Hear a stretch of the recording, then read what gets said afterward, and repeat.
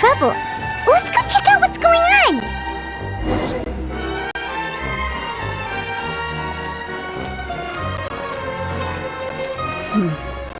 Still no dice? Not at all. And I've asked pretty much everyone in the court of Fontaine already. Lynette's ears drooped as soon as she heard that we'd have to be out and about for days on end. And Fremine, he hid himself under his helmet as soon as he realized there'd be people around that he didn't know. What about Chiori and Charlotte? I feel like both of them would be more than up to it. I've asked them already, but they're both pretty busy right now. I just gave the members of the Spina a few days off, too, so I don't want to bother them either. This is getting pretty difficult. Navia, Clorinde, what's up? Oh my. Well, if it isn't my dear partners. How are you all doing? Huh. Navia? Huh? Oh, you mean... Yep, this is our chance.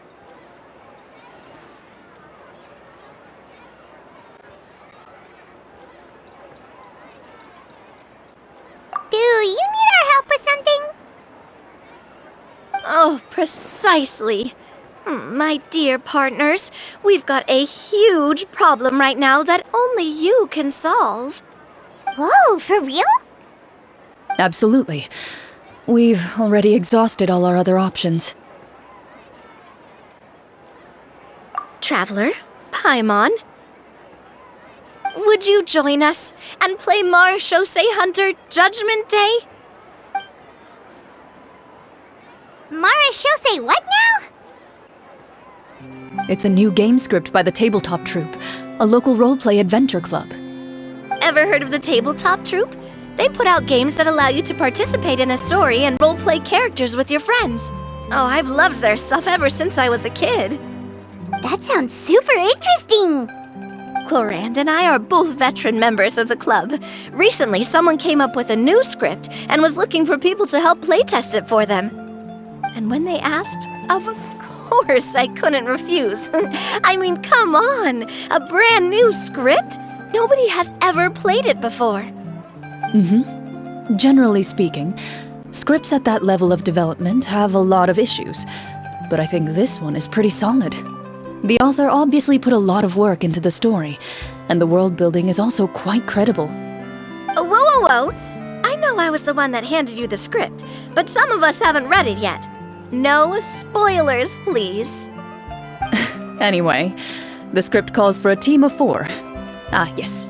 We're missing one final player right now. So, you're saying you'll help us out? I knew I could count on you, partner. Paimon and the Traveler are kind of a package deal. Is that okay? That's not a problem.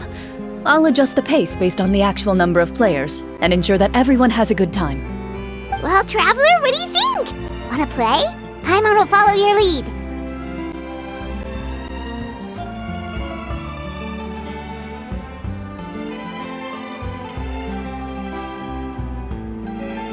Well, that solves our problem. You have our thanks. Woohoo! I'll go grab the script manager from the club right away. The script manager?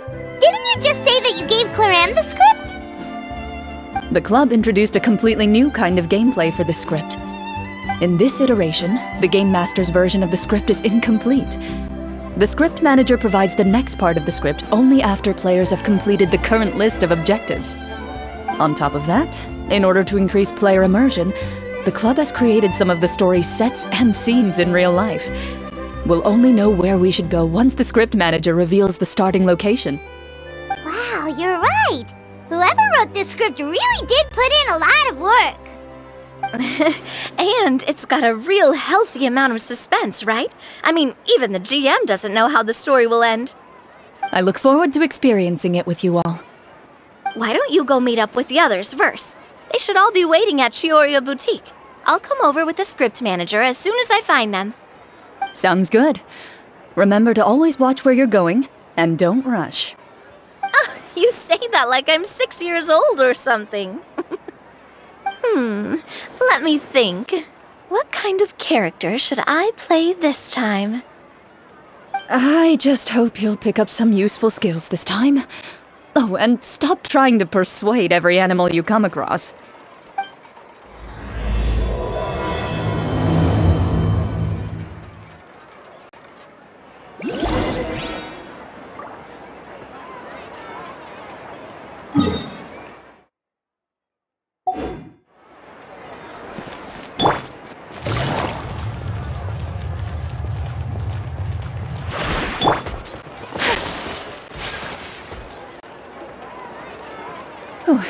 Sorry to keep you waiting. You're back! Huh?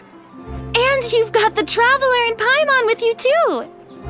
What a pleasant surprise. I assume you'll be joining us for the game then? Linny, Farina! Paimon didn't know you were playing too! Are you also members of the tabletop troupe? I'm more of a casual member if anything. I haven't taken part in many formal club activities.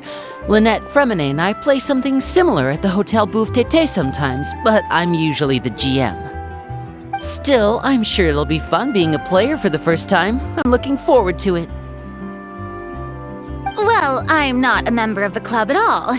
Clorinde simply woke me up first thing this morning, said there was a good script worth experiencing, and asked if I wanted in. If you're interested, I can give you a referral.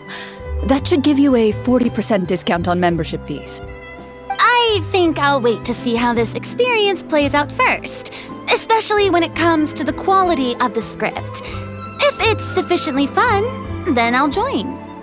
Do you participate in a lot of tabletop troupe activities, Clorinde? You could say that. She's actually one of the few senior game masters of the troupe.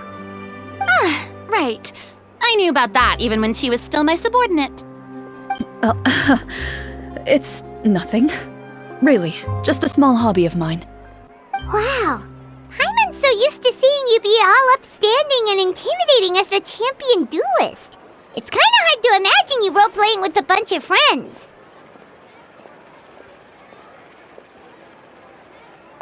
Surely you jest. I would never intentionally make things difficult for my players. I maintain a clear boundary between my professional and personal lives. The me you see at court represents the law and order of Fontaine. I put all personal feelings to the side and grant a fair duel to all who seek to defend their honor.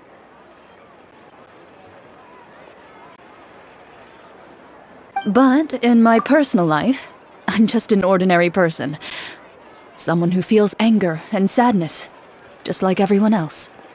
Well, you say that, but for all the time I've known you, I don't think I've ever seen you cry. I've seen you get angry, sure, but now I'm wondering whether you were actually mad or if it just looked that way from the outside. I was probably in work mode during those times. Is that so? Well, in any case, I just feel like even in your personal life, you don't get emotional very often. So you want to see me cry? That might be a little difficult. A show of anger, though, that might be something I could accomplish. No, that's not what I meant.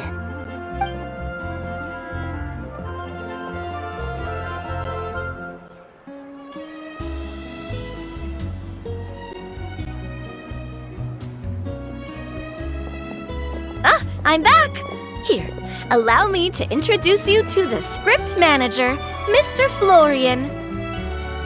Pleasure to meet you all. Hello?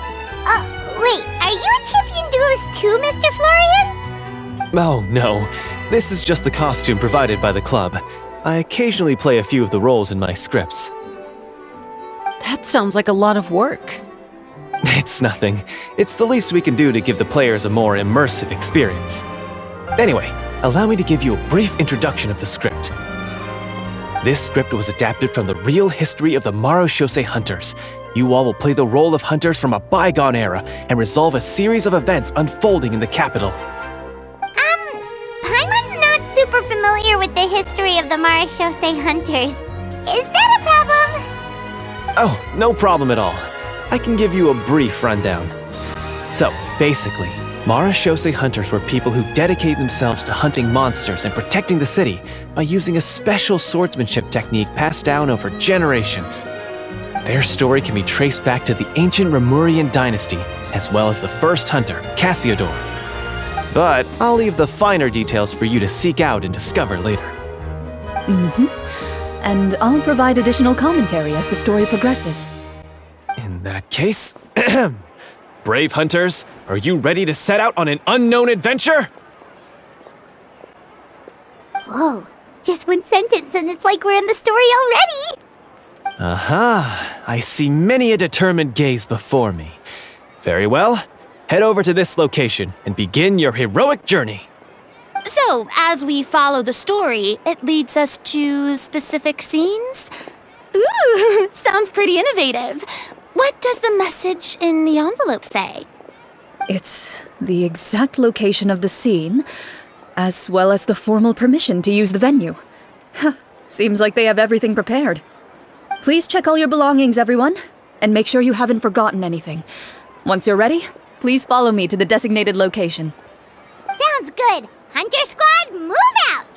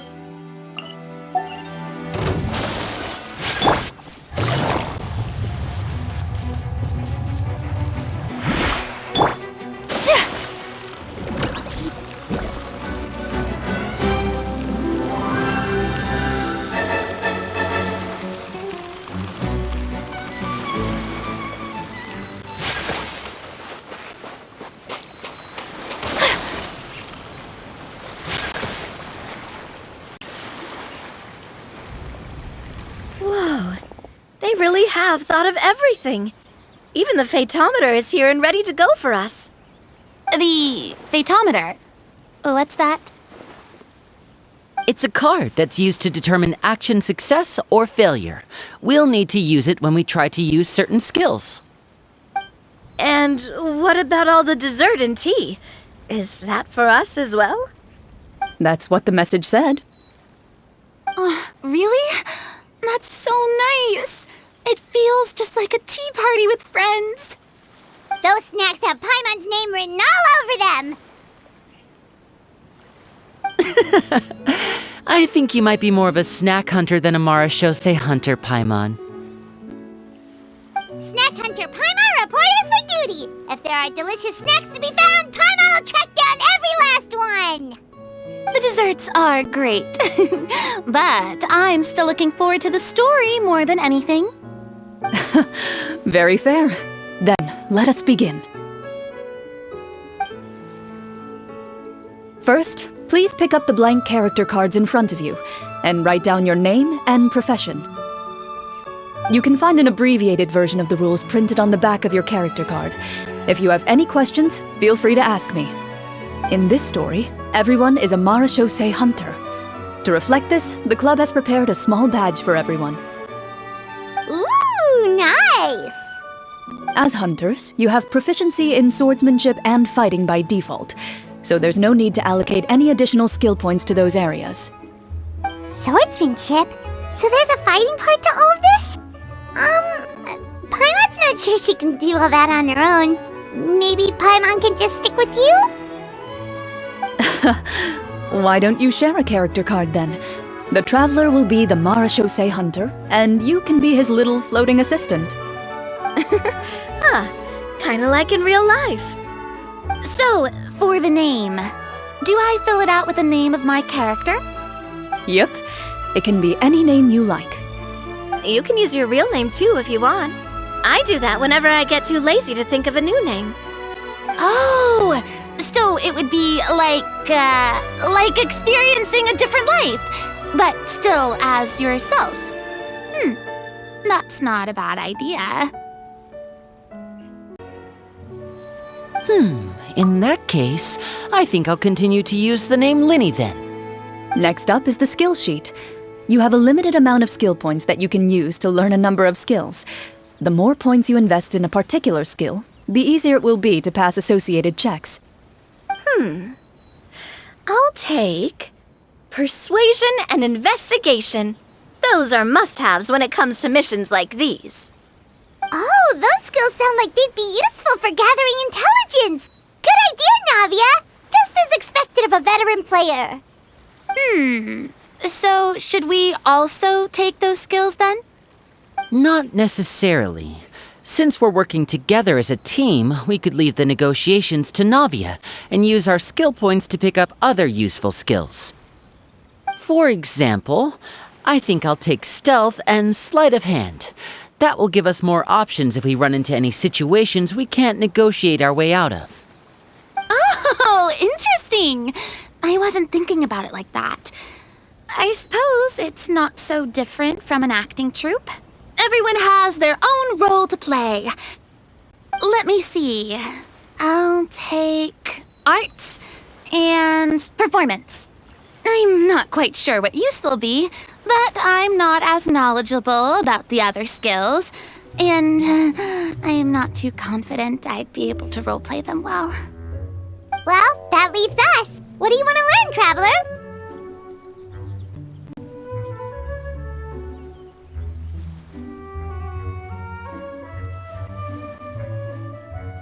Ha!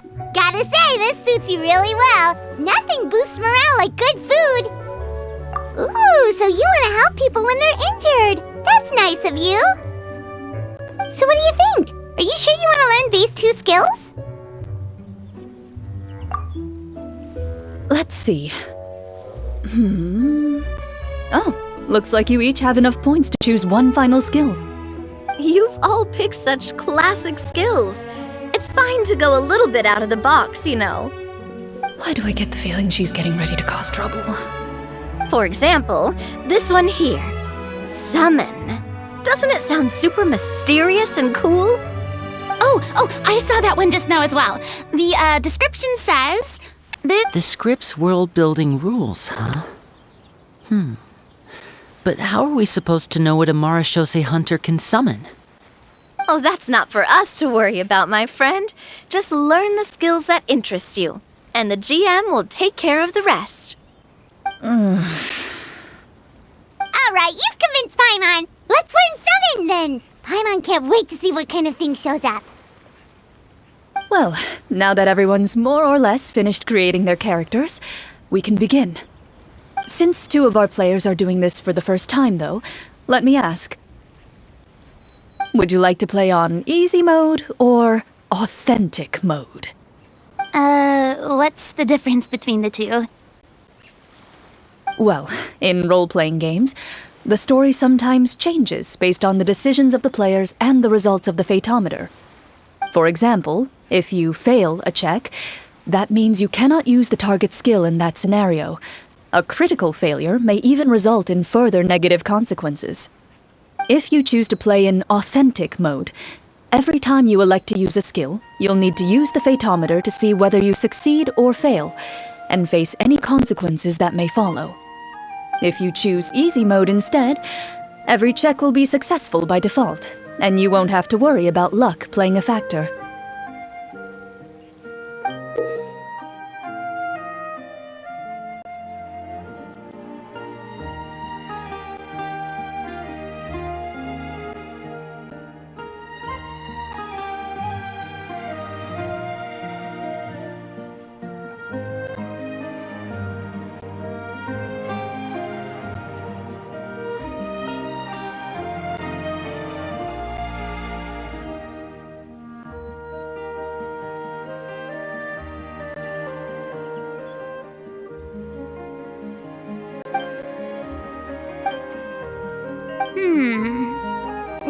given that I'd like to focus on the story, I suppose I should pick easy mode.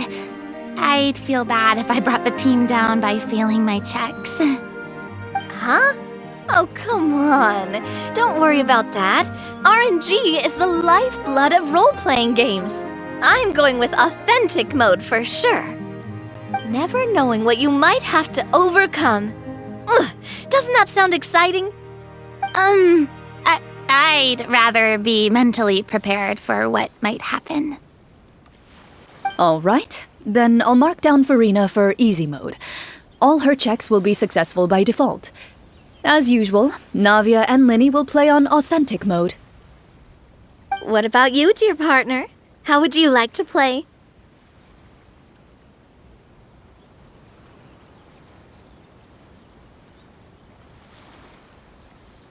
Are you sure?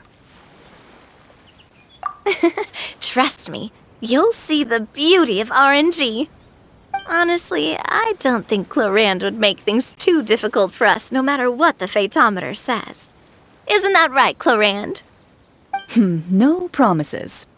That wasn't super reassuring. Well, anyway, enough talk. Let's get started. I want to experience at least a good chunk of the story today. Speaking of the story, why is the beginning scene on a beach? Well, that's because... a long time ago, back when human civilization was still in its infancy, powerful demons and evil sorcerers ruled over the land. They created a host of monsters and sent them to slaughter all humans in existence. Soon, a group of human rebels banded together. With their swords raised, they swore to brave the darkness, and in doing so, subdue each and every monster that sought their destruction. They became known as the Marechaussee Hunters.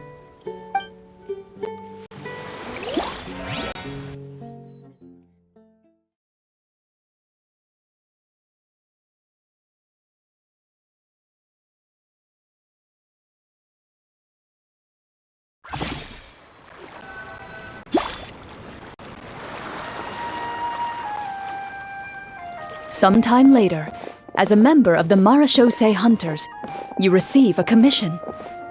Following the address provided on the message, you take a boat and arrive at this strange city.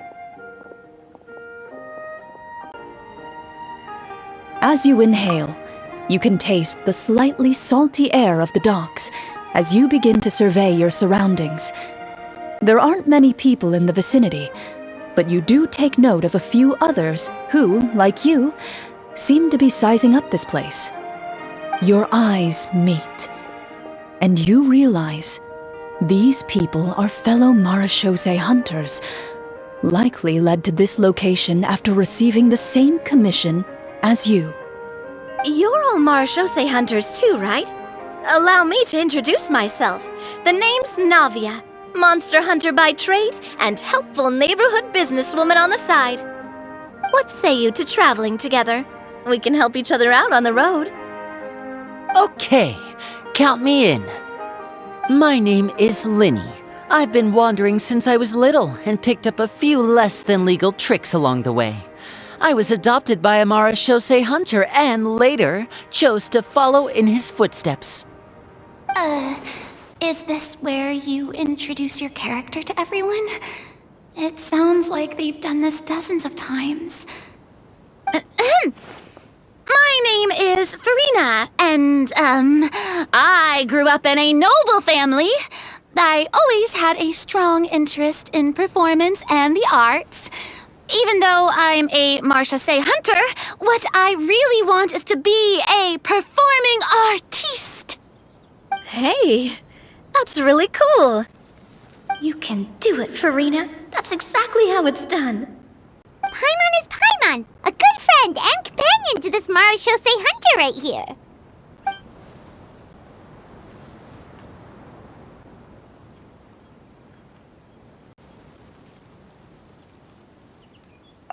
I've been studying the culinary arts since I was a child. I hope my delicious food can help boost people's spirits. That's wonderful. I'll I'll be looking forward to your cooking during our adventures together. Well, if we're all here for the same commission, why don't we take some time to confirm what we need to do? You open your envelopes at the same time. The message reads, "To the honorable and trustworthy Marachose hunters, our kingdom is currently facing a grave crisis. The lands outside the capital have been overtaken by monsters, and our people are being led astray by forces of wickedness. We beseech you, please help us resolve this crisis and return peace and stability to our home." The layout of this city looks super familiar. It kind of reminds Paimon of Mondstadt! The scriptwriter must have used a real-world city as a reference when coming up with the map. As experienced hunters, the layout of the city reminds you of places once traveled. You recall the sight of tree-lined streets and the gentle tranquility of days gone by. Yet, as you regard the city in front of you, it appears to be little more than an empty shell.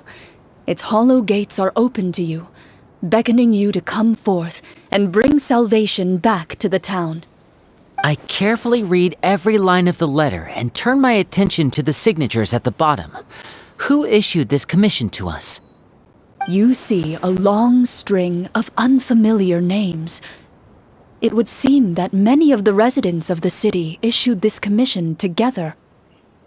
They sensed that things were not right within the kingdom and sent a distress signal to the outside world. In that case, why don't we take a walk around the city and see if we can learn anything from the local residents? Oh, good idea. We might be able to get some leads on the monsters and bad guys we're after. You look up and see a tavern nearby. It appears to be open for the day. Why don't we go check out that tavern? If the novels I've read are anything to go by, taverns are usually full of information.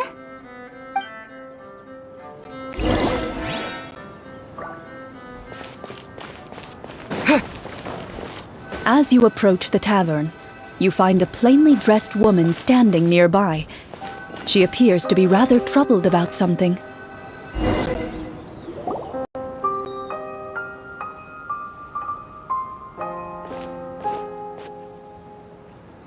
Greetings, friend.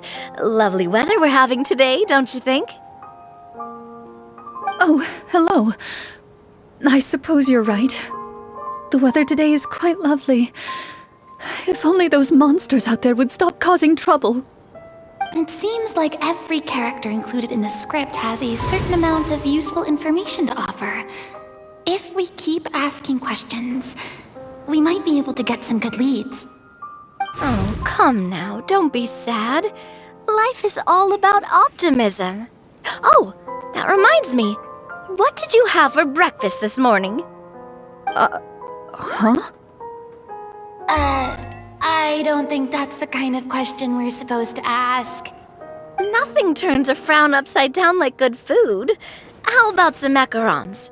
I could make you some. You didn't even take cooking as one of your skill proficiencies. That's not necessary, miss.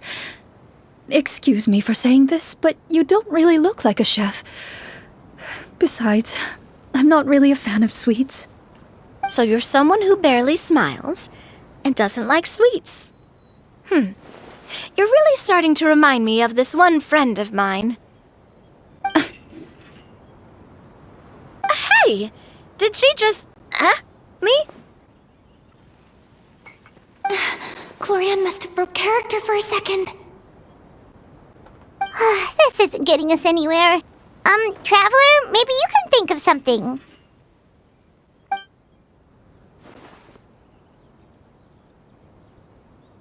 Are you sure?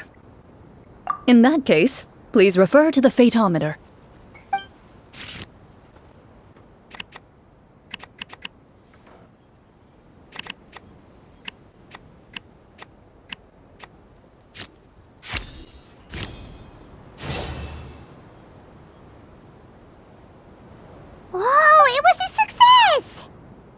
You remain silent as you prepare a pot and fire to use for cooking.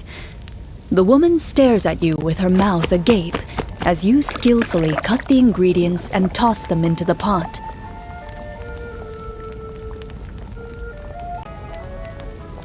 Perhaps your skills have regressed due to lack of use, but soon the unpleasant smell of something burnt fills the air. Oh no, I screwed it up. It's all black around the edges. I appreciate the thought, but I think I'll pass. Miss, we'd love to learn more about the monsters you mentioned. If you're willing to open up to us, we might just be able to help resolve the troubles you're facing.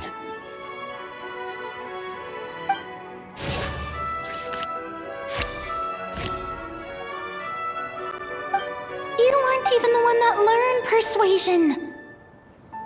My troubles, you say? I'm not sure they're so easily resolved, but I suppose it wouldn't hurt to share them with you.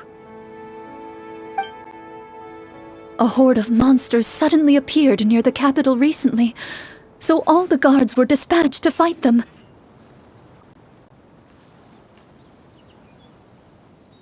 Do you remember when those monsters appeared? I'm not completely sure. All I know is that my husband was dispatched to fight them 3 days ago. Do you know where he was sent? It all happened so fast.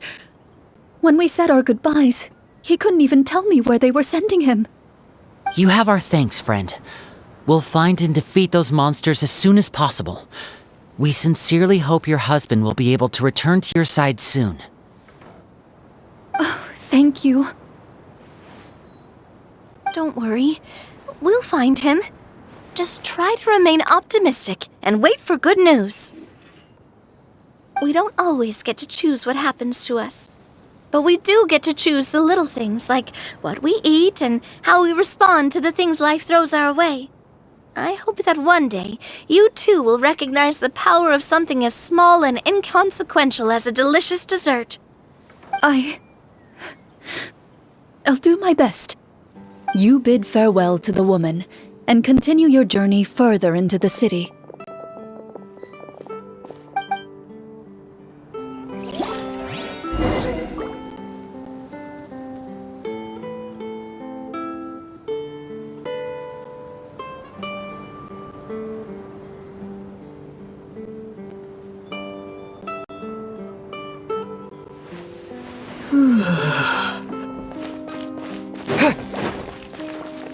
As you venture further into the city, the streets appear largely empty.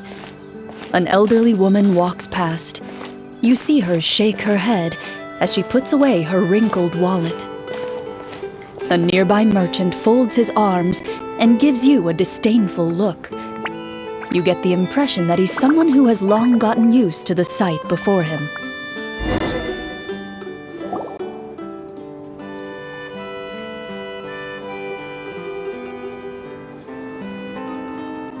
Although he doesn't seem very friendly, merchants are usually a good source of information, right? Pardon me, sir. I'd like to ask a question if I may. That depends. How much are you willing to pay? How about this much? What do you take me for? Some lowly beggar? You can't even buy half an onion with that amount. Surely an onion can't be that expensive, right? What do you know? War's nearly upon us. Everything costs several times what it did before. If you're not gonna buy anything, then scram. Whoa, what a nasty guy. Maybe we shouldn't even bother talking to him. But he still might have information we need. Traveler, can you think of something?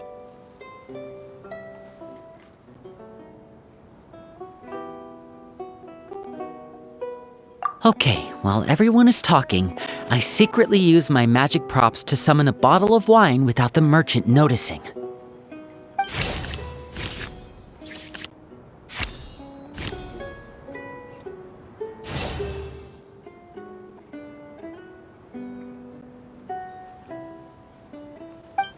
We meant no offense, sir. Here, allow me to offer you this bottle of vintage wine, made only from the finest grapes. I'll just leave it here. Please, enjoy it at your leisure. I should mention that this wine is the perfect accompaniment to a meal. I'd suggest enjoying it with dinner. All right. Go on and ask. What do you want to know? Do you have any information on the monsters or the crisis that has overtaken the kingdom? Crisis. If you ask me, there's a crisis everywhere you look. Those monsters are camped outside the city, and they've been destroying all our trade routes. We have limited reserves within the city, so if this continues, we're all gonna be in big trouble. Wait, you're saying no one has put a plan in place to distribute supplies or maintain order? We could all starve and those nobles in the palace wouldn't even break a sweat. Who knows? Maybe they've been in cahoots with the monsters all along. That is concerning. Thank you, sir. We won't take up any more of your time now.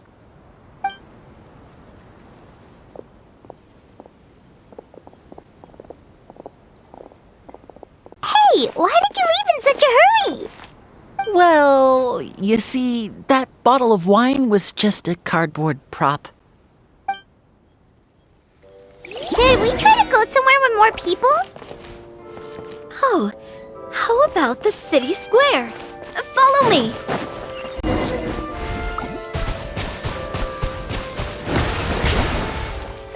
Before you lies the city's central square. You see a man with a slightly anxious look on his face, pacing back and forth, his head hanging low.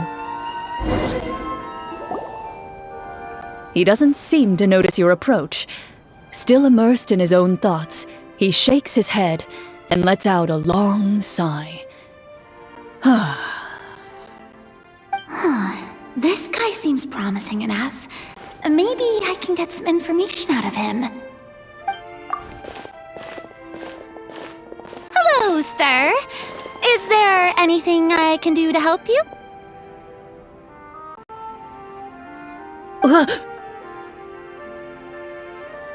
Wait, you're... I'm... Oh, dear goodness! You're a Marashose hunter! You recognize us? Are you one of the people who wrote the commission letter? Yes! Oh, I didn't expect you to actually come! Oh, what great news! The city is saved! What happened here? Alas, we once lived comfortable, carefree lives. This city used to be free of monsters. The first Marashose hunter, Casiodor, the Golden Hunter, he was the one who drove them back. However, monsters have once again surrounded the city. Perhaps the seal that kept them at bay has lost its power.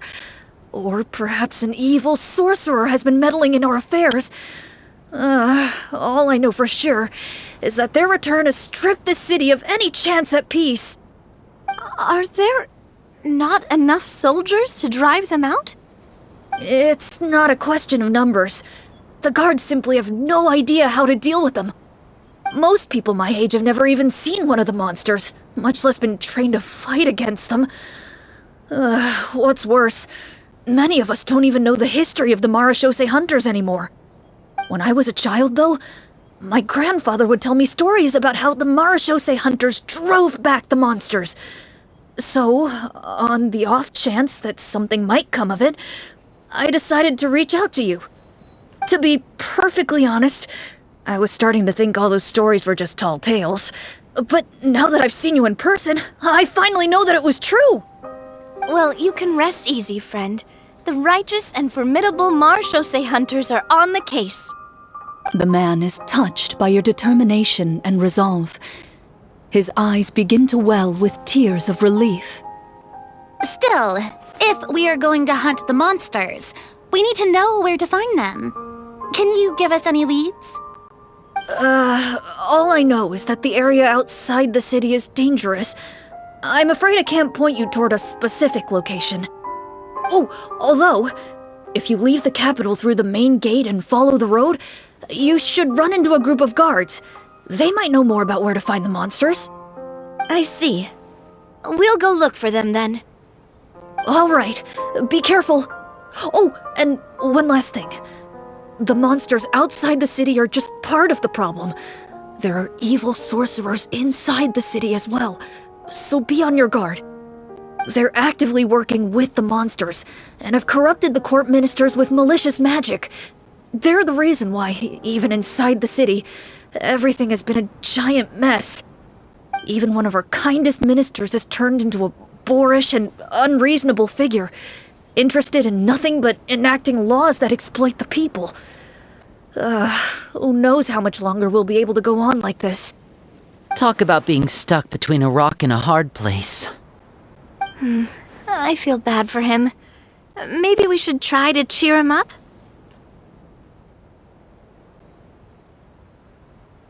Huh? Like, now? Is this really the right time?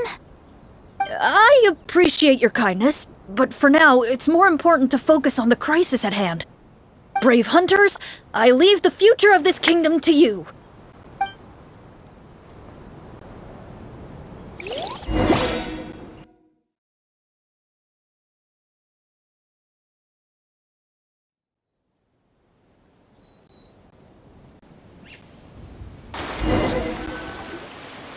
If I understood correctly, there are currently 2 problems in the kingdom that need solving, right?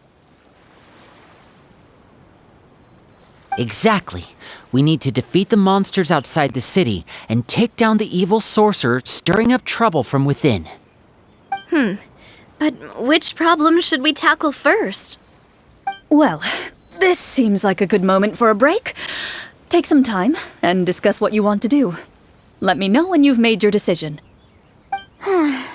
I really didn't expect the people in the city to keep us at arm's length like that. I totally thought the hunters would be treated like heroes. Well, Clorinde said the script took cues from the real history of Fontaine, right? Maybe the real-life Marachose hunters were also treated like that. I wouldn't say it's a perfect representation of history, but there are definitely some similarities.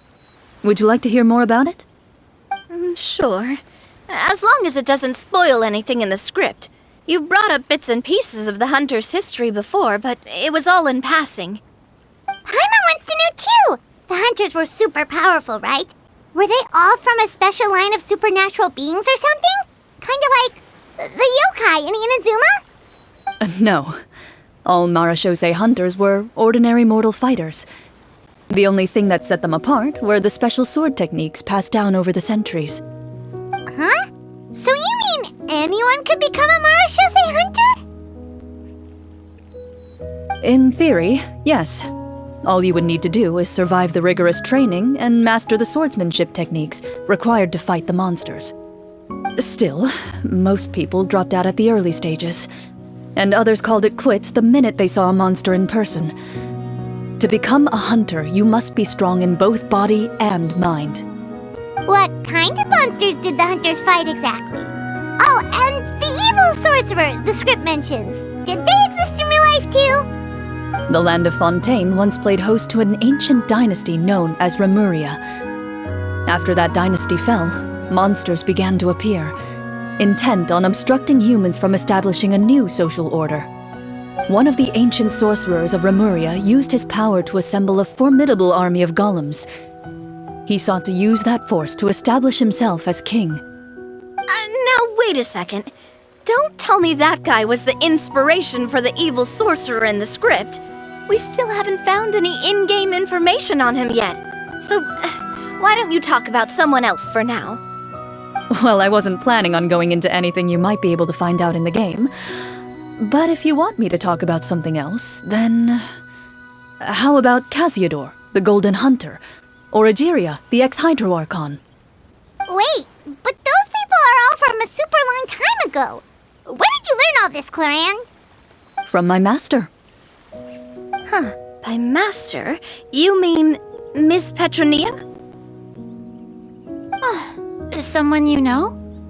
Absolutely. Miss Petronia and my father were good friends. Back in the day, she would often bring Clorinde over to play, but then...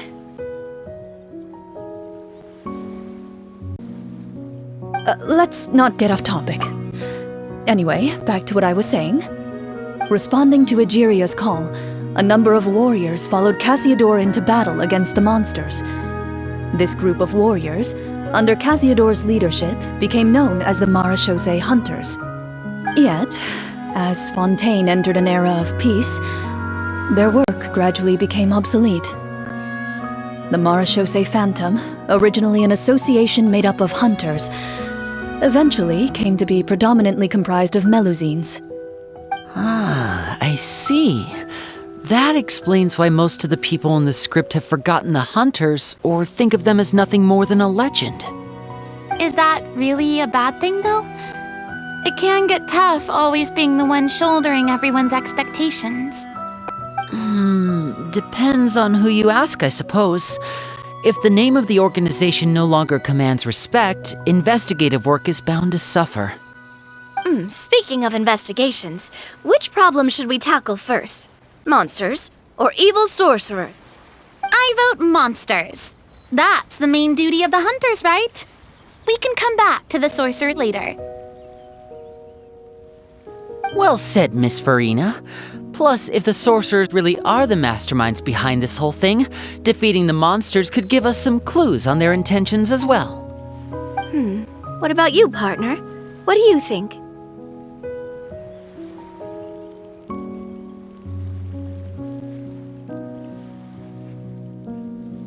I mean, you're not wrong. But those characters are usually the ones pulling the strings behind the scenes. More often than not, they're very formidable opponents. Going after them now might be jumping the gun a little bit. We don't want a total party kill on the first day, right? With Clorinde as the GM, I wouldn't rule out the possibility.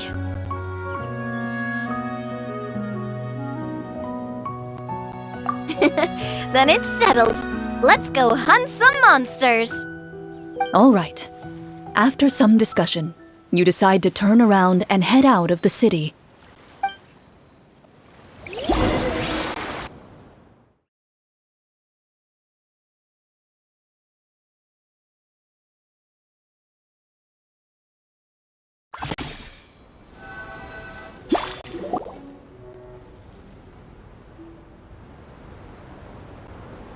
Let's take a look around, like that guy said. You there! Outsiders, halt! Who's there? An armored man approaches you. He has a tall, muscular build and a determined expression in his eyes. Just one look, and you can tell he's fought in his fair share of battles. Although he's trying his best to conceal his current state, his uneven gait and the sweat dripping down his forehead make it obvious that he's been wounded and is in serious pain. I'm the captain of the guard. I saw you sneaking around the city earlier, so I'll only ask this once. State your purpose, or it's off to the dungeons for the lot of you. Wow, it's been a while since someone's been this suspicious of us.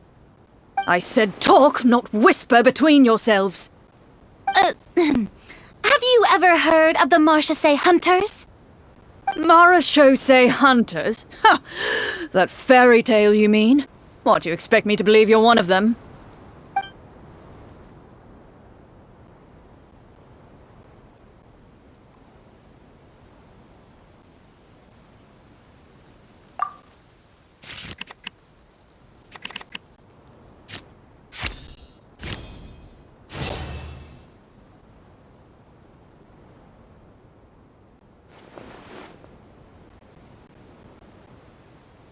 Using your knowledge of medicine, you're able to deduce that the injury on his calf was a monster's doing, and the wound has already begun to fester. As you check him over, he looks at you with suspicion and retracts his injured leg further back. I'm a doctor by trade. Please, let me redress your wound. You don't have to suffer like this.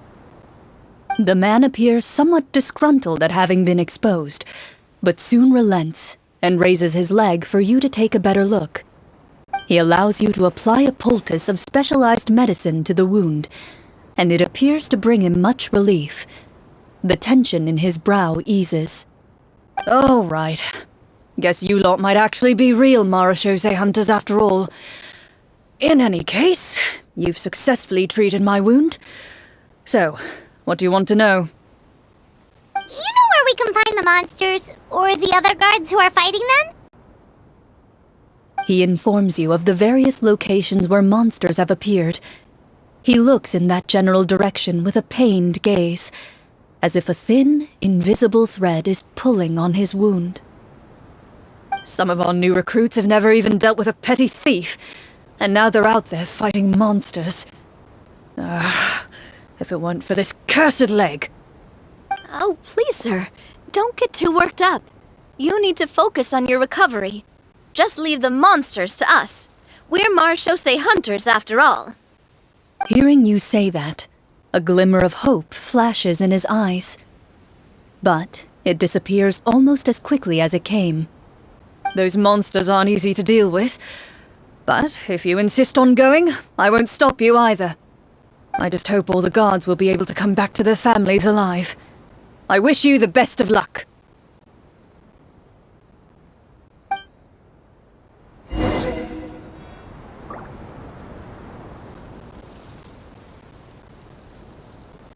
Based on what the captain said, the monster should be right up ahead. Let's go. Hopefully we're not too late.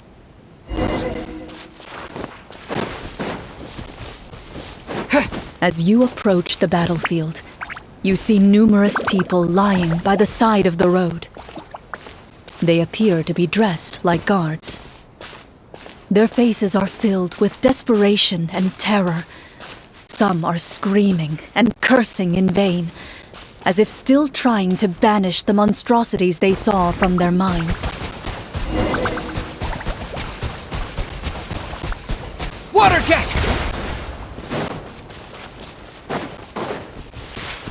A few of the wounded look up at you in shock and disbelief. Quick, leave this place. Turn around and don't look back, they yell.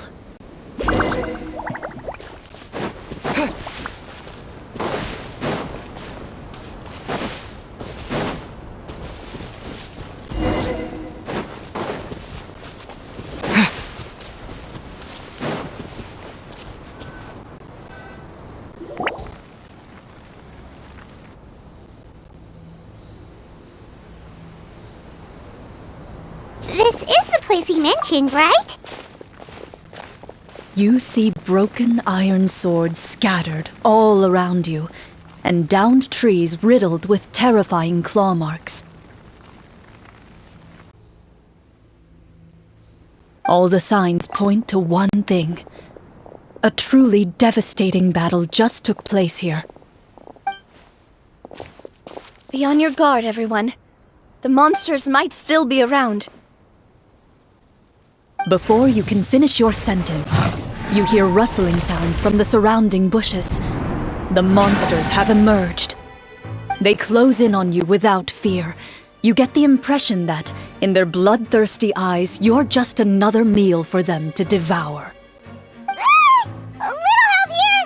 This thing wants to eat Paimon! Your battle round begins now.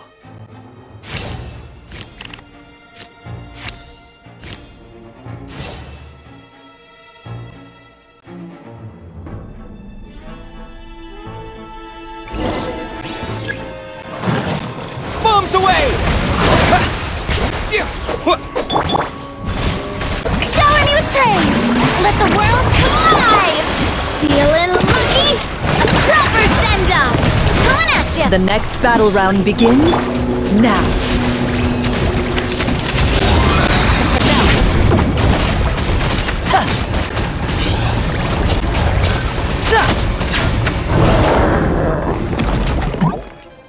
The monsters let out a terrifying roar of anger and resentment before dissipating into thin air. Ugh, thank goodness it's over. We're lucky the Marachose Hunter class came with all those preset skill points. Otherwise, we would have been in some real trouble. I never knew the photometer even determines the amount of damage you inflict. If you get unlucky, isn't it just game over right then and there? That's part of the fun. The uncertainty of fate is what gives these games their appeal. Just as you begin to celebrate your victory, a suspicious lump on the ground catches your attention. A suspicious lump? Wait, could it be the thing that appears after every battle? I walk up to it, crouch down, and begin to carefully examine it. I've still got my right glove on, so it should be fine for me to touch it, right? As you investigate the mound, you discover that the exposed portion appears to be made of wood. It was previously obscured by the large form of the monsters. With the monsters gone, the small protrusion now awaits your discovery, poking out of the ground like a shy flower bud. Whoa, it's a treasure chest!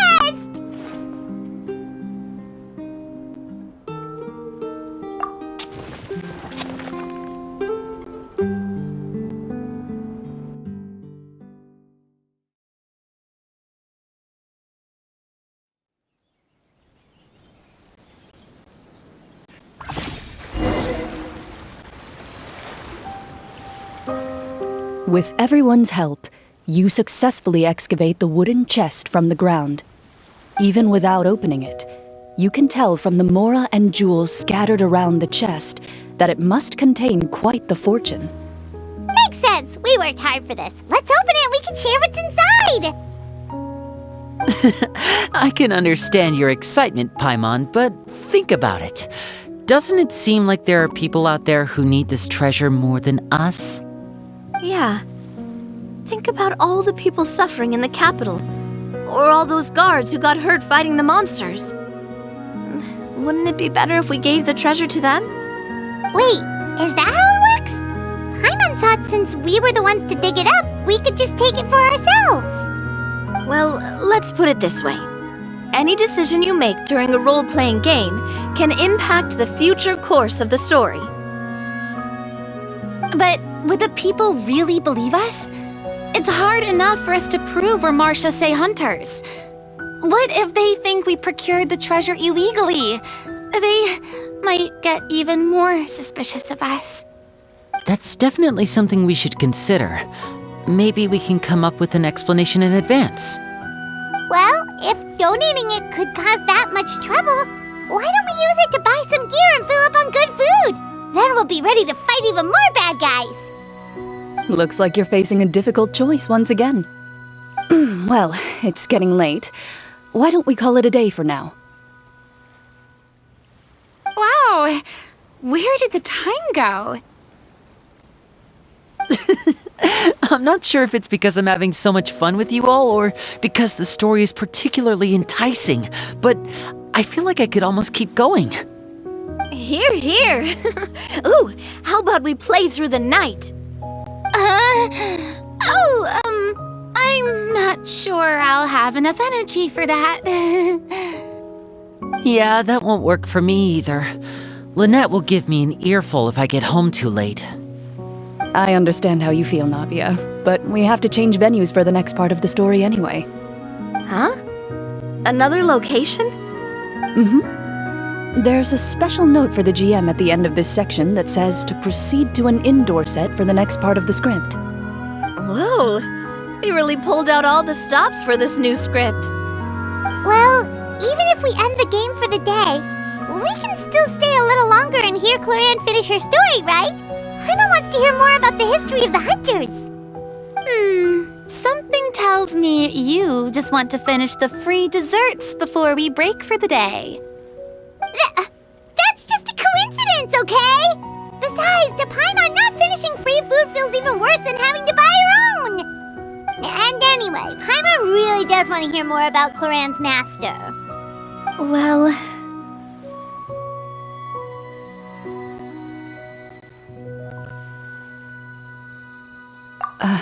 It's nothing. I appreciate the concern, but it's all in the past.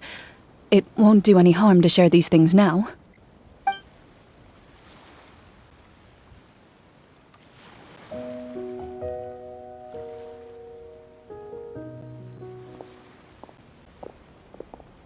My earliest memories are of living with Master. According to her, she saved me from certain people of ill repute. My birth parents had left me behind some time before that. What a heavy beginning for a life story. Master was a fascinating individual, if inexperienced in the ways of raising children. My first ever toy was a short sword. Although I suppose it wasn't so much a toy as something Master removed from her waist and handed to a noisy child in need of distraction. Oh, wait, so she handed an actual sword to a child? Isn't that dangerous? Did you hurt yourself? Of course I did. I cut my palm and bled quite a lot. But Master was not concerned. She just stood there and casually lectured me about it. See, that's what you get for not holding the sword properly, she told me. She then crouched down next to me and said, "Give me your hand. I'll teach you to bandage this wound. After that, it's time to learn how to truly hold a blade." Excuse me for asking this, Clorinde, but how old were you exactly when all this happened? Probably around, 3, give or take. 3? Isn't that when most kids are still struggling to hold a fork? As I said, Master was rather inexperienced in the ways of raising children. She believed trial and error was the best way to teach a child what they're capable of. I'm not so sure this is a question of experience. I didn't see anything wrong with her ways at the time. And anyway, children don't get to choose how they're raised. Oh, she did bring me back a pet from Liyue once. It was a Geovishap hatchling. A Geovishap hatchling? For a pet? That seems even more dangerous! What she said was this: make sure to get along, you two. If you really can't agree on something, just settle it with a fight. Whoever loses is the real pet. And how old were you when this happened? 5. Well, did you win? No, I lost. So, you're saying you actually became the Geovishap's pet? Yes, but only for a week. By the end of that week, I defeated it in combat, and we've shared a cordial relationship ever since. That really doesn't sound like the kind of childhood someone should have. Later on, I gradually understood that Master most likely didn't know any other way to raise a child. She was a marechaussee hunter, but I never heard her bring up her own parents. Thanks to her, I learned how to navigate the forest by the age of 6, and could hunt monsters in the wild by myself the year after that. Even though the training she subjected me to was strict, she always made sure to take me traveling when she had the time. We met many of her friends during those days. That was also how I met Mr. Callis and his family. I still remember the first time we met. You were too scared to join our picnic and hid behind Ms. Petronia the whole time. I still hadn't really met many children my age at that time, so I didn't know how to interact with others. After that, though, you started coming over a lot. You loved challenging people to shooting competitions, remember? I don't think many members of the Spina ever beat you in one of those. I had a lot of fun during those days. I enjoyed them too. Oh, do you remember that one time we went exploring around the Spina together? We overheard Papa call your master Fontaine's Protector of Justice. We tried to pretend like we never heard anything, but you nearly let it slip that one time.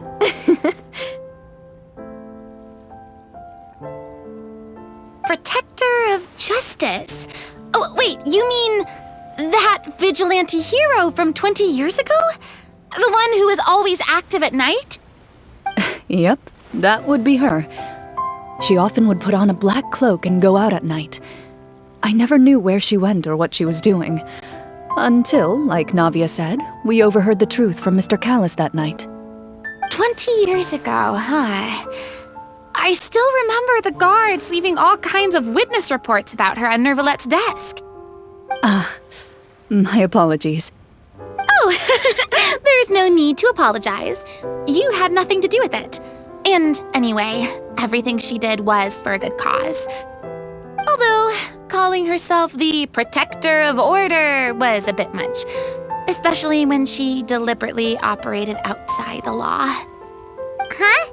When did the protector of justice become the protector of order? Oh, she had a bunch of code names. I heard she would just come up with a name on the spot whenever she was asked. Later on, she probably got sick of answering those questions and decided to stick to just two: the protector of justice and the protector of order. That sounds like her, all right. I bet she forgot which of the two she'd use by the time she got back each night. Well, she certainly sounds like a fascinating individual. With her strong sense of justice, it's no surprise her student followed in her footsteps. It's true. I always wanted to become like her. Someone powerful, independent, and with a strong sense of conviction. But...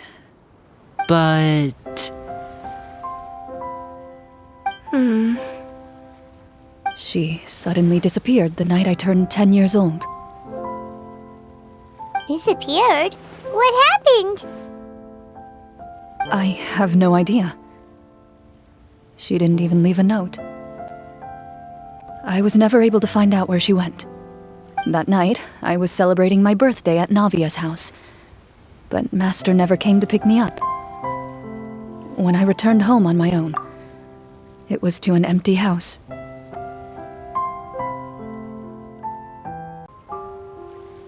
When she still didn't appear after a few days, I went to Mr. Callus's house to ask about her whereabouts, but he only shook his head. Papa probably didn't know either. I know he sent a few people to investigate the matter in secret, but they never found any credible leads. Don't worry, I understand. To be perfectly honest, given Master's personality and way of doing things, it all made a lot of sense.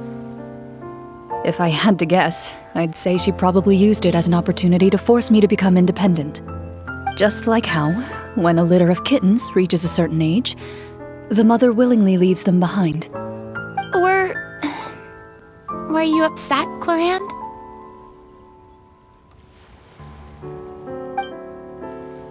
I was at first, but not anymore. I don't believe Master would suddenly disappear for no reason. There must have been something she just had to do. Well, despite everything, you still managed to follow in her footsteps and become the greatest champion duelist in all of Fontaine. You're practically a living symbol of law and justice. I suspect my position would be far too by the books for her. Master always did whatever she pleased. But you're right. I suppose I do take after her in some ways. Who knew Clorinde had such an interesting past? I never had the chance to ask her about it before. I wonder if Clorinde's master were the champion duelist back then. Would that duel against Mr. Callus have gone differently? Oh no. Judging by the atmosphere, Clorinde and Navia are probably thinking something similar. The mood just got super awkward all of a sudden. Well, anyway. Would you look at the time? It's getting dark, so we should probably call it a day for real this time. If we keep talking like this, we really will be here all night. I had a great time today, Miss Clorinde. Thank you for being our GM. Anytime. The script was good, but I've got to say, your childhood stories were even better. Hey, you should tell us more about that fight against the Geo-Bishop sometime. Maybe your master was onto something. You could be right. What does she mean, onto something? I certainly don't know any 5-year-olds who want to fight a bishop in their spare time. Guess I'll head back as well. I need to save my energy if I want to continue enjoying the story tomorrow. You're that excited to hear about my fight with the bishop? I was talking about the script.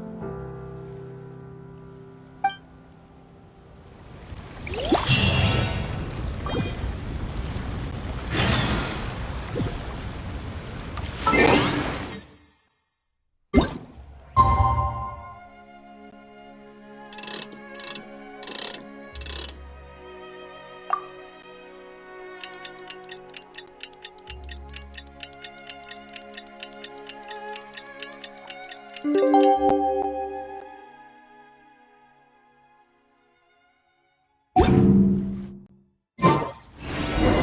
go meet up with the group! Paimon's really looking forward to today's story.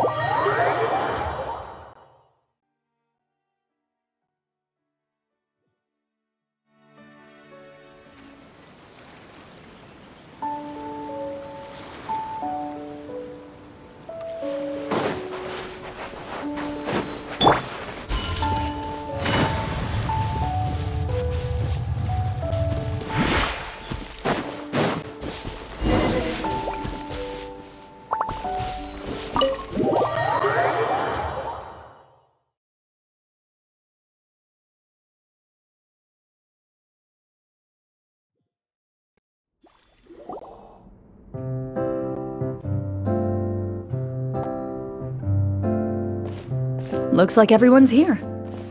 Now, before we begin, why don't we finish where we left off yesterday? There was an important decision to be made, yes? I'll pour everyone a cup of tea. Is that really the most important part, though, Clorinde? Paimon's more concerned about our current surroundings. Heavy walls, cold railings, dim lights. This is obviously supposed to be a prison. I admire the work put into the set.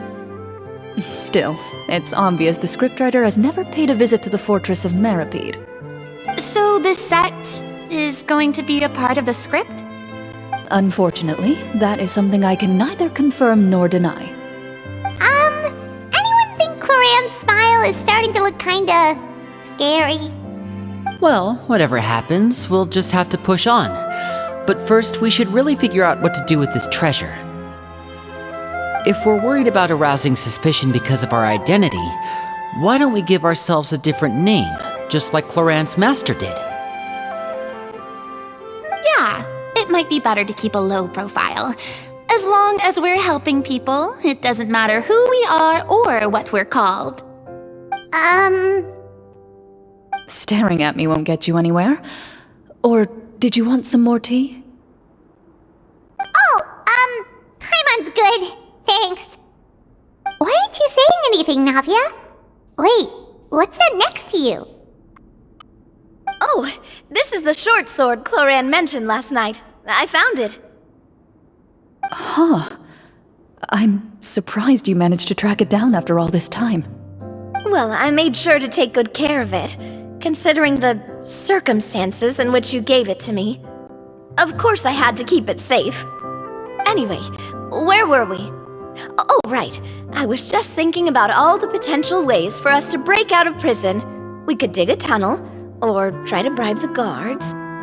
Wait, we haven't been thrown into prison yet, have we? Well, it's only a matter of time. It pays to be prepared. Just like how you should always have an umbrella on hand, even when it's sunny. Alright, Paimon's made up her mind. Let's just give the treasure away. Paimon may have wanted to keep it, but if it's going to land us in prison somehow, Paimon will be too upset to enjoy her snacks.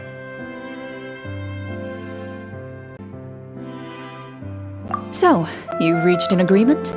All right then, we can continue with the story. Oh, and we'll collect all the scattered pieces of treasure on the ground as well. All right. You collect the treasure and make your way back to the capital with your bag of loot in hand.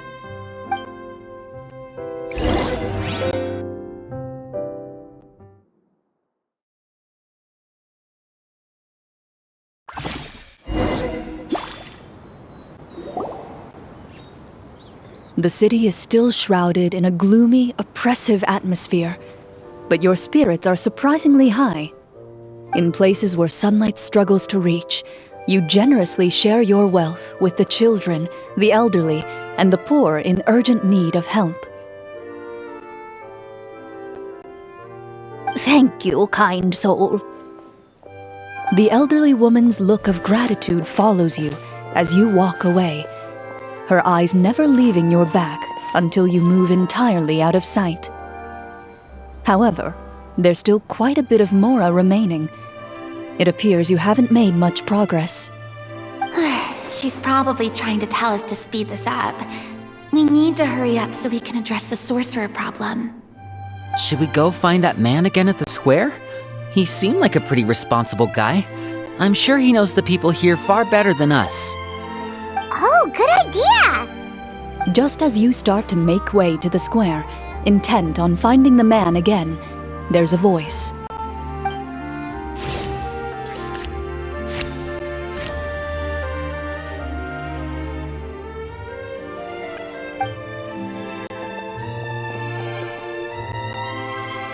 Please wait, distinguished guests. Several strange guards suddenly call out to you. They run forward to meet you and proceed to politely pay their respects.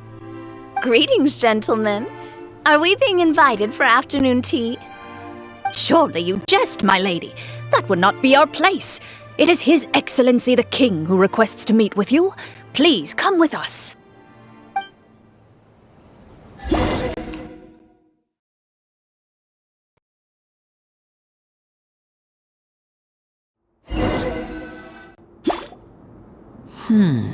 Do you think this could be a trap? Well, we have to investigate the court at some point, right? Meeting the king himself would be a fantastic opportunity to do that. I say we go for it. If something happens, we'll just turn the whole place upside down. That sounds a little intense. After a quick discussion, you nod to the guards and agree to follow. They lead you all the way to the audience hall of the palace. Gilded tables line both sides of the hall. The space itself is adorned with all manner of expensive antiques, glass shelves, and silver candlesticks. The items appear quite ordinary in size and dimension, yet their presence somehow makes the emptiness of the hall feel even more surreal and ominous. Wow, it's so luxurious! The elderly king, clad in a magnificent robe, sits upon the deep crimson throne before you. He wears above his head a majestic crown, with a gemstone the size of a bird's egg set right at the very front. As you observe it, you see a complex pattern of light reflect off its surface. They're here, Your Majesty. A man dressed in dark clothes, likely a minister, shields his mouth with his hands and bends down to whisper a few words to the king. After a moment, he lowers his hands and stands back up. His gaze shifts to fixate on your group, but he does not move from his place at the king's side. The king does not appear entirely aware of his surroundings. The man by his side, though, we should keep a close eye on him. The king remains still and says nothing. The minister is the one who speaks. Esteemed guests, allow me to thank you for coming to our faraway kingdom. Unfortunately, His Majesty the King finds himself quite exhausted from work. So please allow me, his Prime Minister, to welcome you in his stead. I've heard tell that your group, the Marechaussee Hunters, used your exceptional ability with the sword to repel the monsters near the capital. Such a great deed deserves to be rewarded. However, seeing that I was not fortunate enough to observe such a feat with my own eyes, you'll forgive me for seeking to verify the truth by speaking to you myself. Well, we've got nothing to hide. You brought us here to talk, right? So we'll just explain what happened.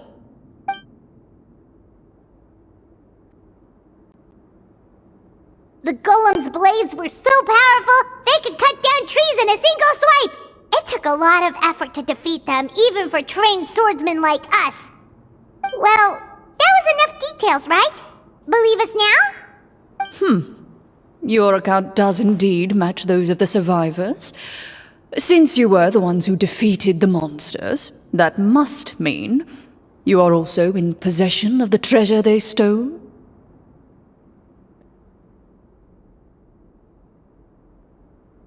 Well, we did take the treasure, but... How did he know about the treasure? then I must ask that you return it at once.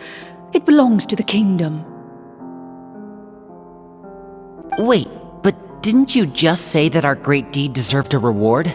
Shouldn't the treasure be considered a part of that? Yes, that was indeed what I said. But you seem to have forgotten a very important distinction.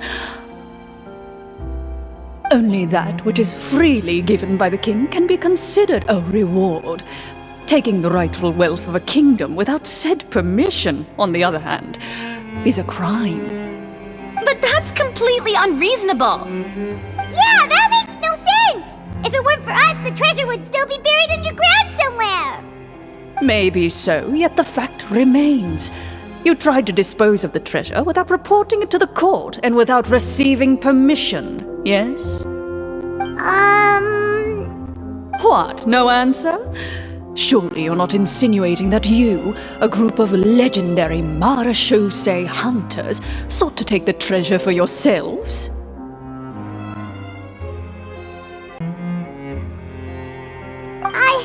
Well, what about the king? Is he just gonna let this guy talk for him the whole time? Clad in his magnificent robe, the king remains seated, with his hands resting on either side of the throne. His posture is rigid and unmoving. He stares forward with an empty look in his eyes, completely unmoved by the events before him. From the look of things, could the Prime Minister be the evil sorcerer? Or could both the King and the Prime Minister have fallen under the evil sorcerer's control? I would like to observe the number of guards stationed in the hall. The guards in the palace appear fully armed, their expressions solemn. Sensing the tense atmosphere in the room, they stand at the ready, each with a hand placed upon the hilt of their sword, as if prepared to draw their weapons and surround you at a moment's notice. Well, there goes my plan to turn the whole place upside down, I guess. It appears we've been visited by nothing more than a group of ill-intentioned imposters. What a pity. Guards, take them away and throw them in the dungeons. Before I decide your fate, however, I must first determine whether you have any accomplices outside the court. Can't we try to slip away? Or maybe start some kind of riot? But if we try to fight the guards right now... Don't worry. At least we figured out who's behind all this. Let's just play it by ear. If you're scared, Paimon, just hold my hand.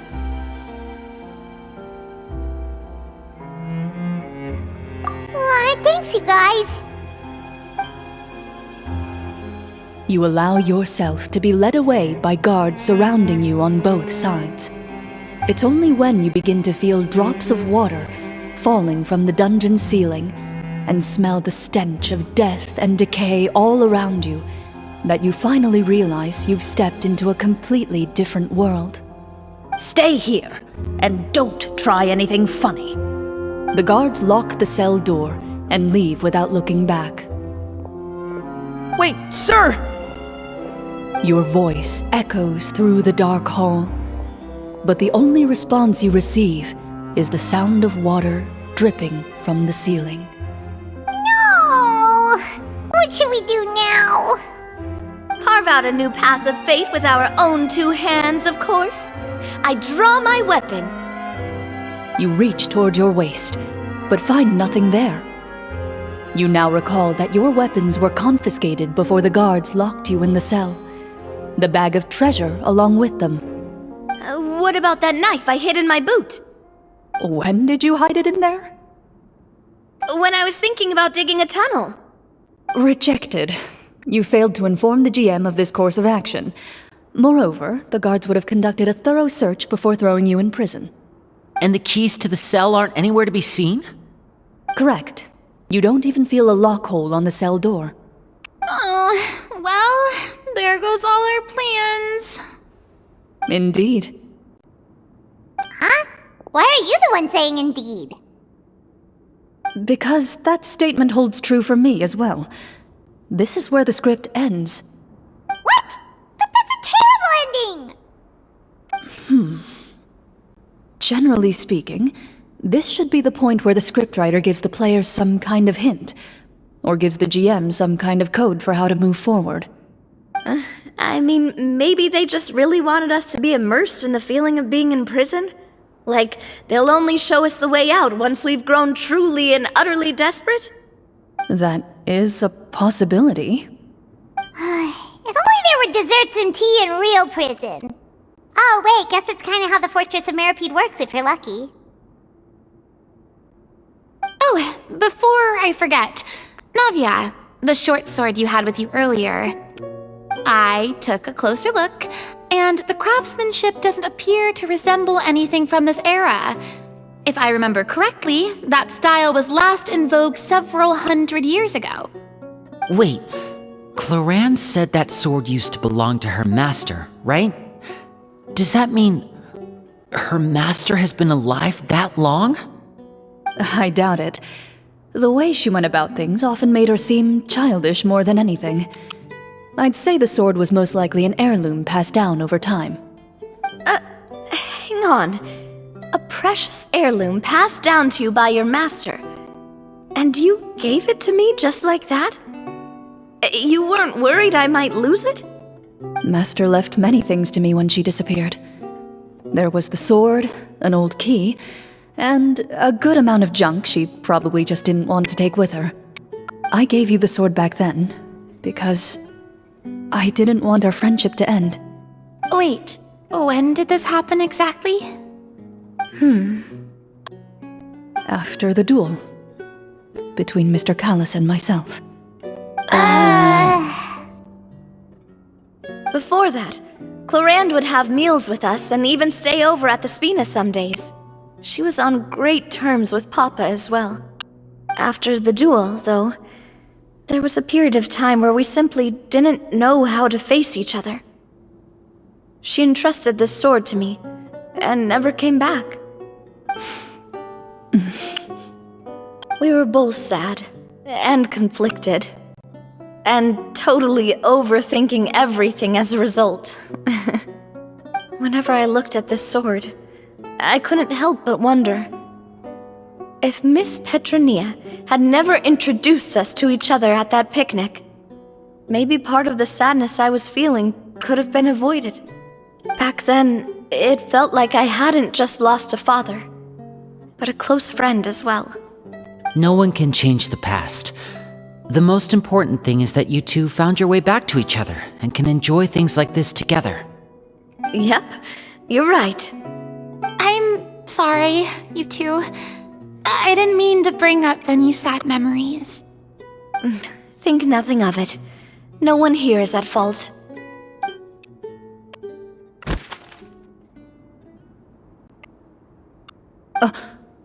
Huh?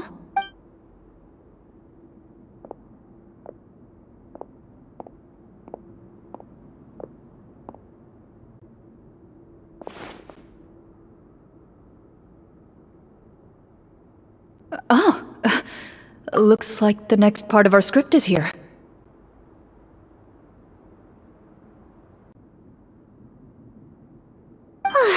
Perfect timing. The situation was really starting to get desperate. And not just because of the prison thing. From Clorinde's face, I really can't tell if it's good news or bad news.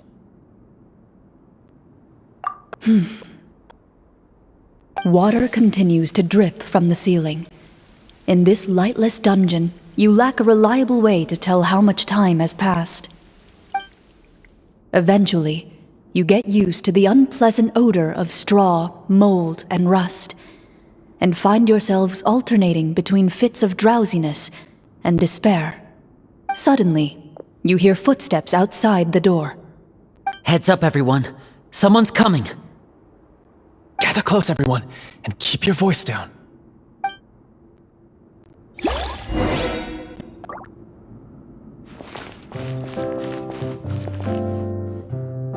Who are you? I work as a guard in these dungeons, but my true identity is the same as your own. I'm also a marechaussee hunter. Huh? Shh! I've I've already sent away the other guards, but if we make too much noise...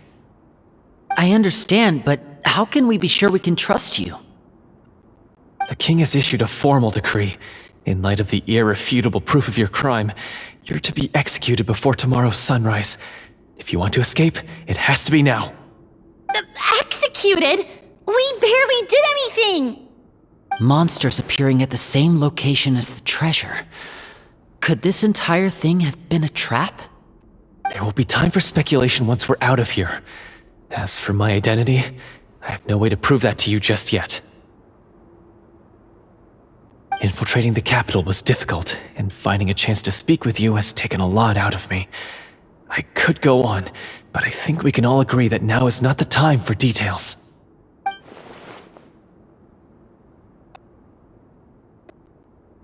Have you seen our weapons anywhere, sir? Don't worry, I brought them with me. They're just behind the door. Still, these weapons alone won't be enough to defeat the true enemy behind the scenes. His faction is too powerful. The guards are all under his control, and he's even stationed a number of golems in various rooms throughout the palace. To defeat him, you must find a secret vault. It is said that within that vault, the Marechaussee hunters of the past left behind a treasure with the power to defeat the sorcerer. You're not coming with us? No, I'll remain in the dungeons to deal with the guards.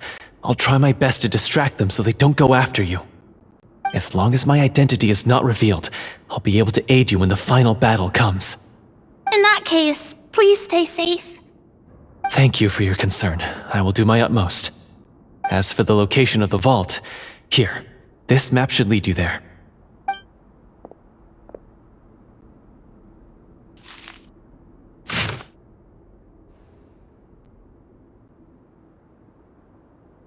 Got it.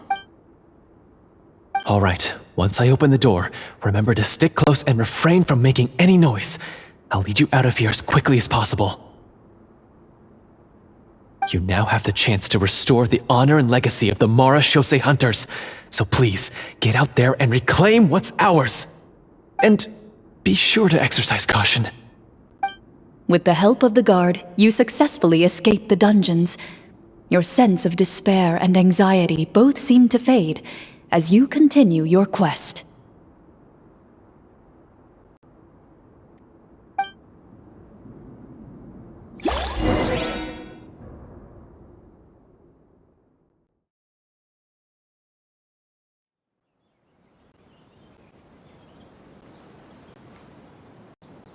Wait, we didn't get to use our skills at all while we were in prison.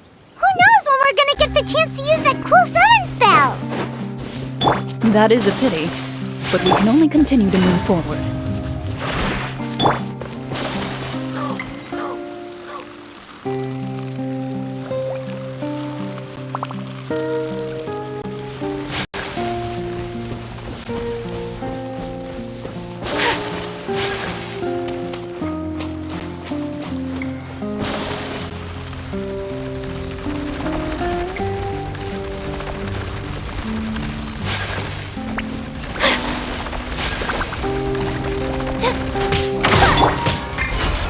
Stabilize! Right here. I'm always watching. Emerge. Right now. Gotcha. Embrace the ice! Take flight! Right here. Right now. Emerge. Gather! Quietly now. Order guide you! Right here. Right now. Gotcha. Here comes the catch. My apologies.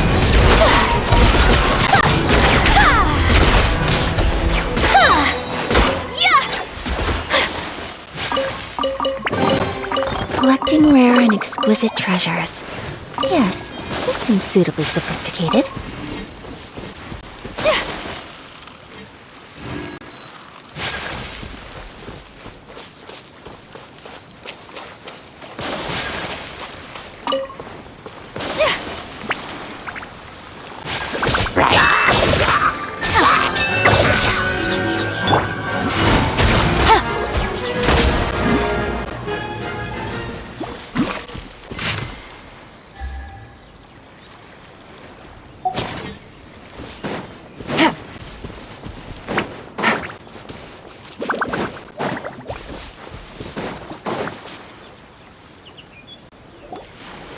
This should be the place marked on the map. This bit of rock certainly looks suspicious. Well, I'd say an investigation's in order then. Plus, if all else fails, we can just blow it up. Wow, you really meant that! Before you lies a serene stretch of open water, its surface shimmering a brilliant shade of sapphire blue. Well, guess this means it's time for a swim!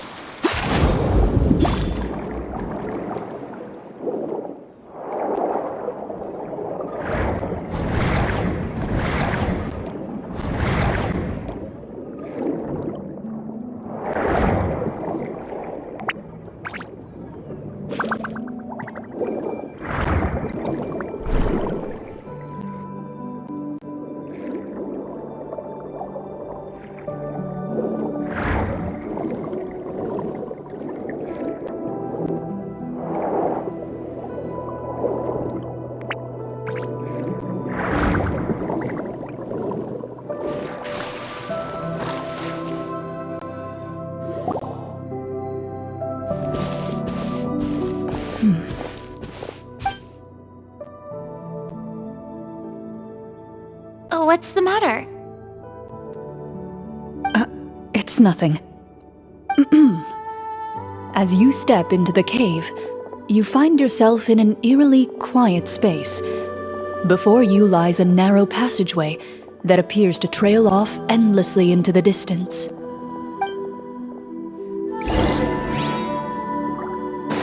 Take it easy.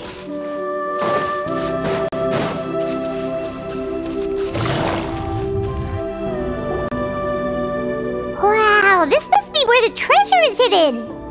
But this door is blocking our way in. It almost looks like it's been here for quite some time. I've got to hand it to the tabletop troupe. They really went all out with the props. Huh. What have we got down here? A kind of mechanism connected to the door?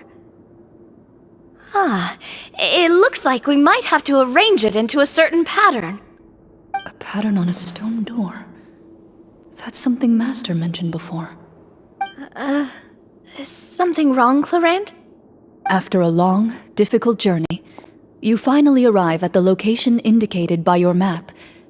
It appears to be an ancient site of some sort, where treasure likely awaits. Your surroundings are exceedingly quiet and serene, as if the secret that slumbers here has never once been disturbed. If you listen closely, you can almost convince yourself you can hear the sound of its calm, gentle breathing. That description makes Paimon feel kinda bad for disturbing this place. We're doing this for the sake of the people, to free them from the evil sorcerer. I say it's time for this treasure to once again see the light of day. Linny's right. We need to keep going. The future of the kingdom depends on it. The next part of the story requires us to solve the puzzle, right? Let's start exploring the area. Yes, that should be fine. Something feels off about all this. Guess I'll just have to improvise.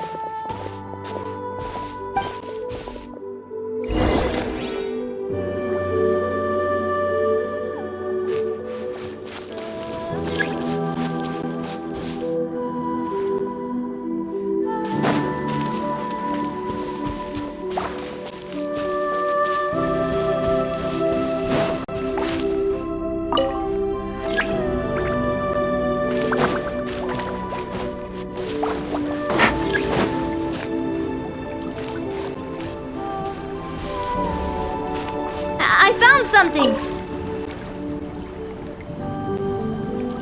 Found something here, too. Take it easy.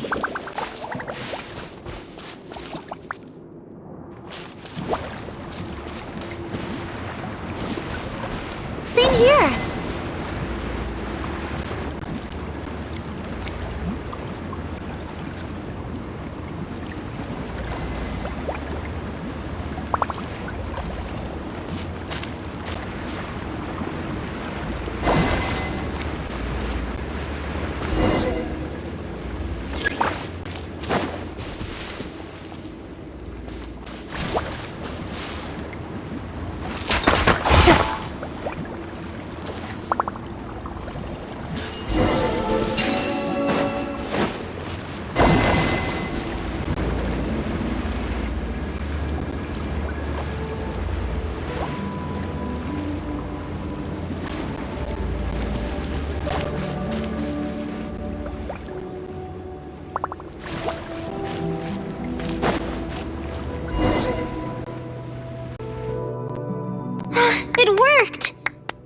something just appeared.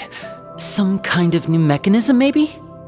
By solving the puzzles, you prove yourselves worthy of inheriting the secrets of the past. At the end of each puzzle, you're rewarded with With? a key. Oh, it must be the key to the big door. This is one of the Marechaussee Hunter keys that are passed down from generation to generation. It looks just like the one Master passed down to me. It is said that 4 keys in total are required to form the final, complete key.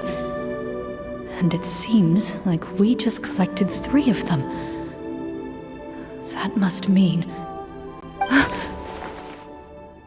Huh? What's wrong? You hear a few strange noises. Suddenly, all the torches in the ruin go out at once. Huh? What's going on? Did we fall into another trap? For the sake of immersion, please close your eyes, everyone. Without the torches, the space is now completely dark, and you cannot see anything.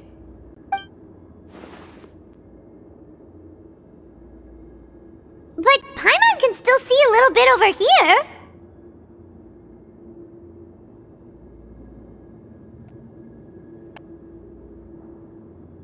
Oh, right, sorry. Suddenly, you hear the sound of footsteps pierce through the darkness.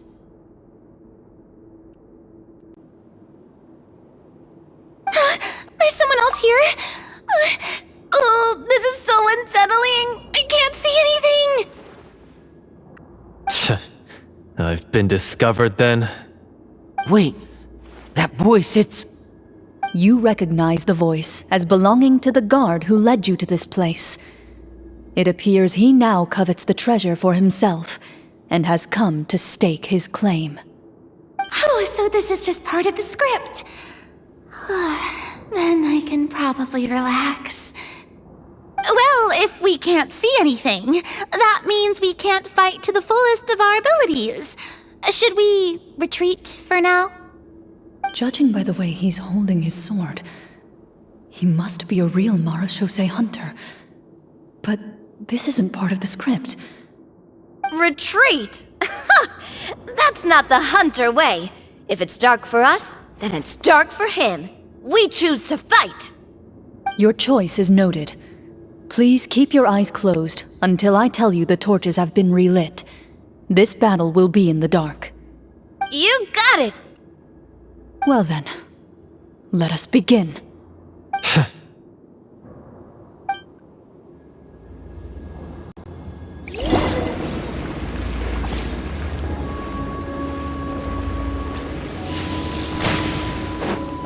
Loaded!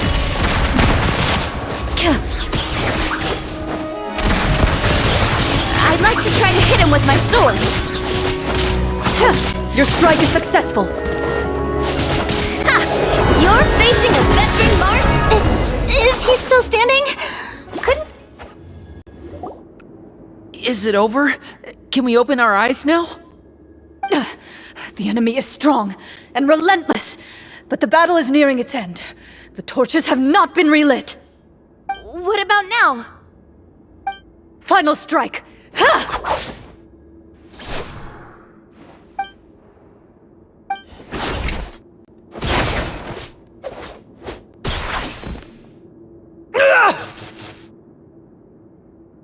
Well, did we get him?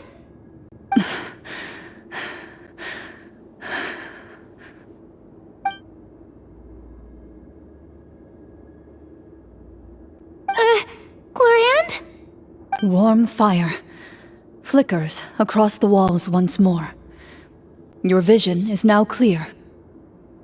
In an impressive display of courage, the 4 of you successfully defeat the uninvited guest. That look in his eyes. It's like he became an entirely different person as soon as I defeated him. Huh? Mr. Florian? Oh, wait. We're supposed to be role-playing. I should stay in character. Speak your name, guard. Why did you lead us here just to betray us? Is this treasure really more important to you than bringing peace to the kingdom? What kingdom? What peace? Those were nothing but lies! I, Florian, am a true Marechaussee hunter, descended from hunters of ages past. So he's also using his real name. Or, wait, was that the name of his character from the very beginning? Then I'm even more confused. If you truly are a Marechaussee hunter, shouldn't you want to help us just like you said before? Shouldn't we fight together for the sake of the people? What do you know? In this day and age, there's no glory to be had as a Marechaussee hunter. What's that supposed to mean? My skills were passed down to me by my father. We lived a life of obscurity in the remote wilderness. Still, he devoted everything he had to being a Marechaussee hunter. And what did he get in return? A life of poverty and pain. In a world that forgot all about him. When he died, not a single person came to mourn his passing. The Marechaussee hunters were the ones who saved this city. We're heroes!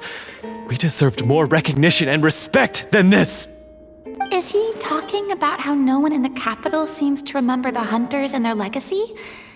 I didn't expect the script to contain this level of social criticism. So that's why you want to take the treasure for yourself? You feel like you're owed fame and wealth? If you already knew where the treasure was located, why didn't you just come down here and take it? Because I still needed the final key. Only a true Marechaussee hunter is capable of passing through this final door. As someone who sought to hurt others for his own gain, Florian lost that right long ago.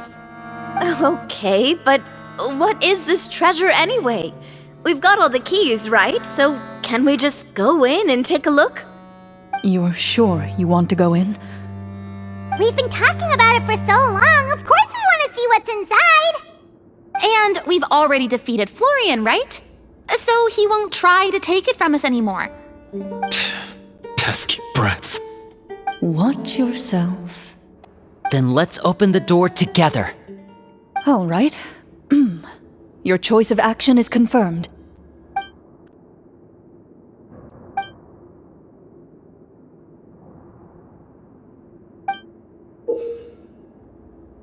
Before you, the door to the treasure, sealed and undisturbed for more than 100 years, finally swings open.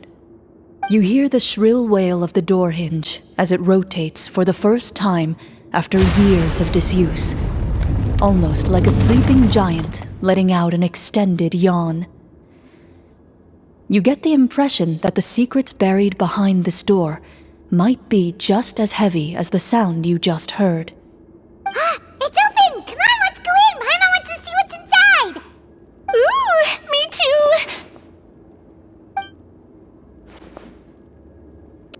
Ugh, uncovering hidden treasure is the most exciting part of adventuring. What do we have here? Uh-huh. A stone tablet?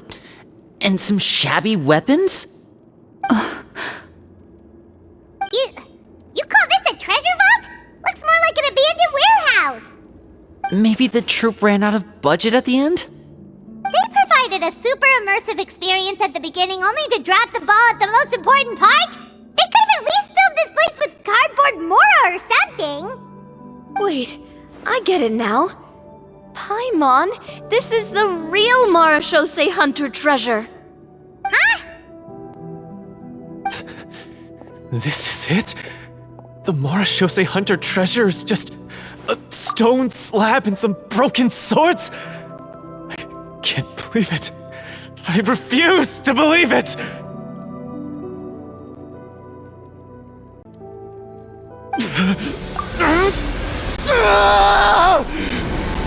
Whoa, are you okay?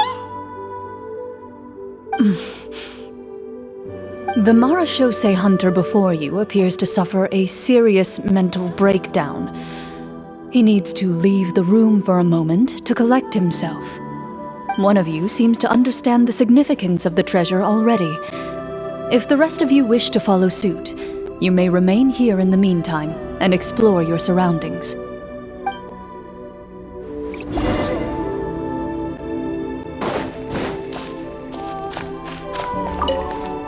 What is the...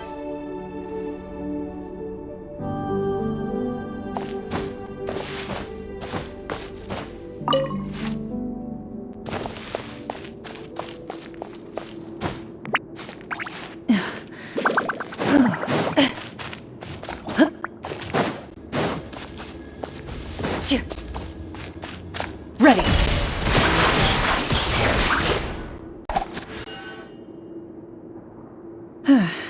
So, how are you doing? Feeling any better? What just happened? Do you remember how you got here? Or what happened to your body just now? I remember now. I brought you here because I wanted to... The explosives in the cave! You mean these? Huh? How did you... I could tell something was off the moment I stepped into this cave, so I kept an eye out. I've already dismantled the whole thing.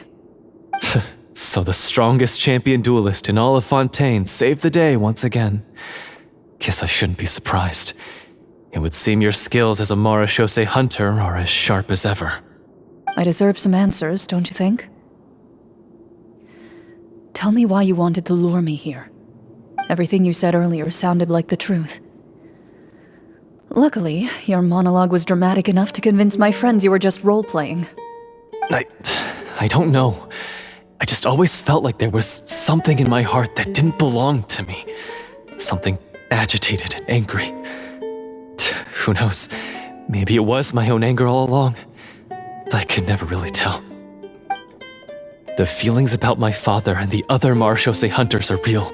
It just wasn't fair. I was angry, bitter that no one remembered them or praised their accomplishments. I don't know when it started, but at some point, my anger came to completely consume me. At that point, I remembered the legend my father used to tell me. The one about the treasure. But if the treasure was all you cared about, why plant all those explosives? Wouldn't they just destroy the treasure and bury you along with it? I can't remember. My head is a mess. It felt like there was this voice telling me to eliminate the hunters, but now it's gone. From your description, I suspect you were dealing with a devorator. Devorator? Oh, your master... your father, I mean... never talked about it? It was a kind of monster that was active several centuries ago. No, I've heard of it. I'm just not sure why you suddenly... Wait, it can't be. The seal! The seal? My family has served as Marechaussee hunters for many generations. But the title and swordsmanship weren't the only things passed down over our line. There was a seal as well. My father instructed me to always watch over that seal and maintain it regularly. He said it had been passed down over a truly ancient age, and protecting it was our clan's most important duty. But I neglected that duty after he died.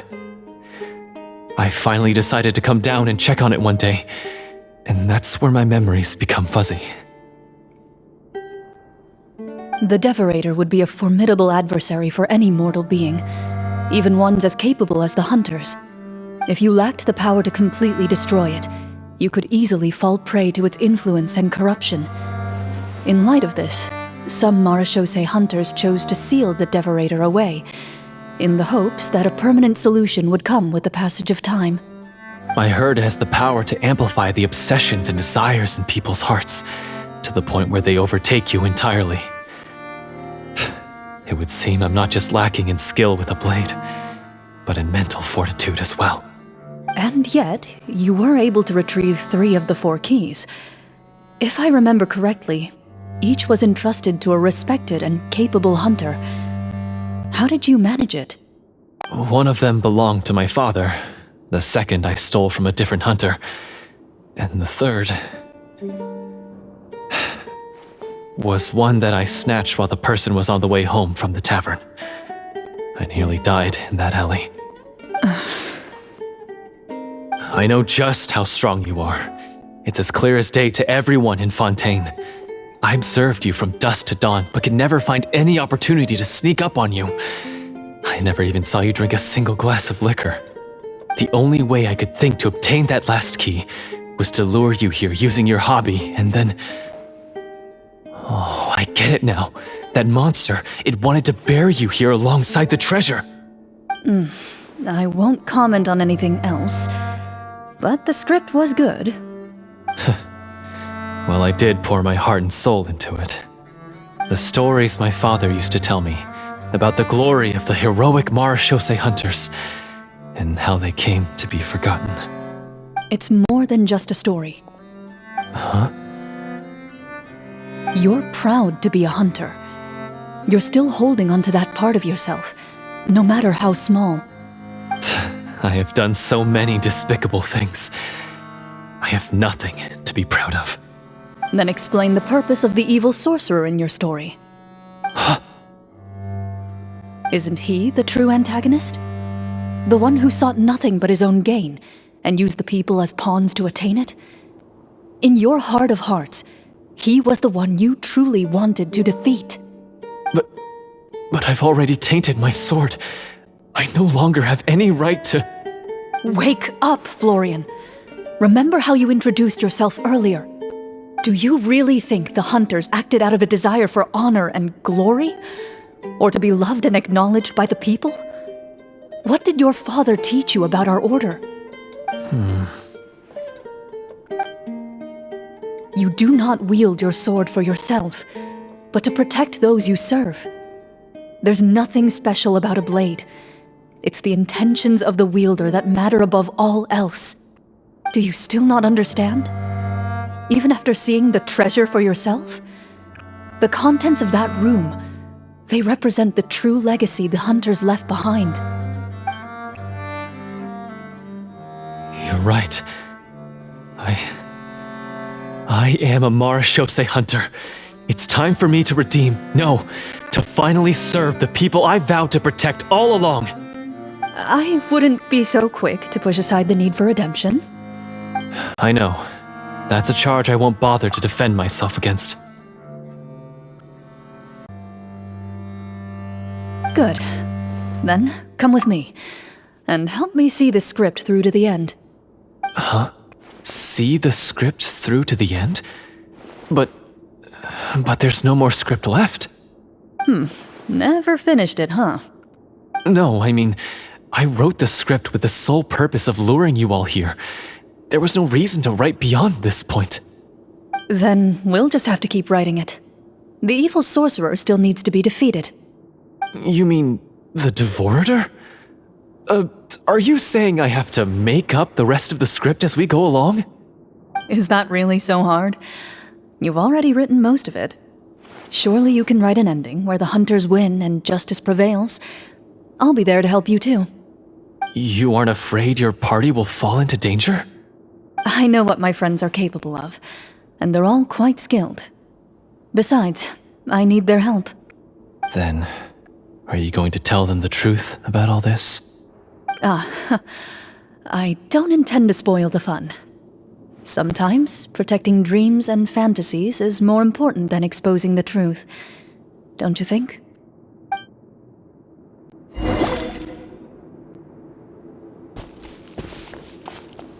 Loaded!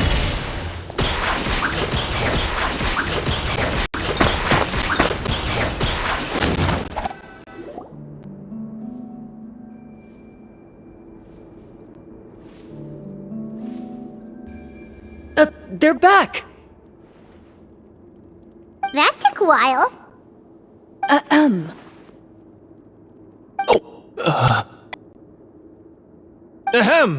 My fellow Marechaussee hunters, please forgive me, for I have sinned. Tone it down. Sorry. After crossing swords with you and witnessing your courage in battle, I've rediscovered my true self and regained my pride as a Marechaussee hunter. Oh, do I smell a redemption arc? I confess, I was brainwashed by the evil sorcerer. He asked me to lure you here so he could bury you in this cave. That little... Wait, you're saying all of that wasn't you, but the evil sorcerer? That's right. He's adept at manipulating the hearts and minds of the people. I fell under his influence because I did not possess a strong enough sense of will. And how are you going to prove that you're a changed man? We're not going to fall for the same trap twice. To be perfectly honest, I only came to my senses after seeing the treasure. It reminded me of my father's past teachings. The treasure was actually...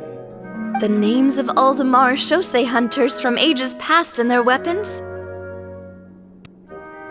Wait, you already know? Of course.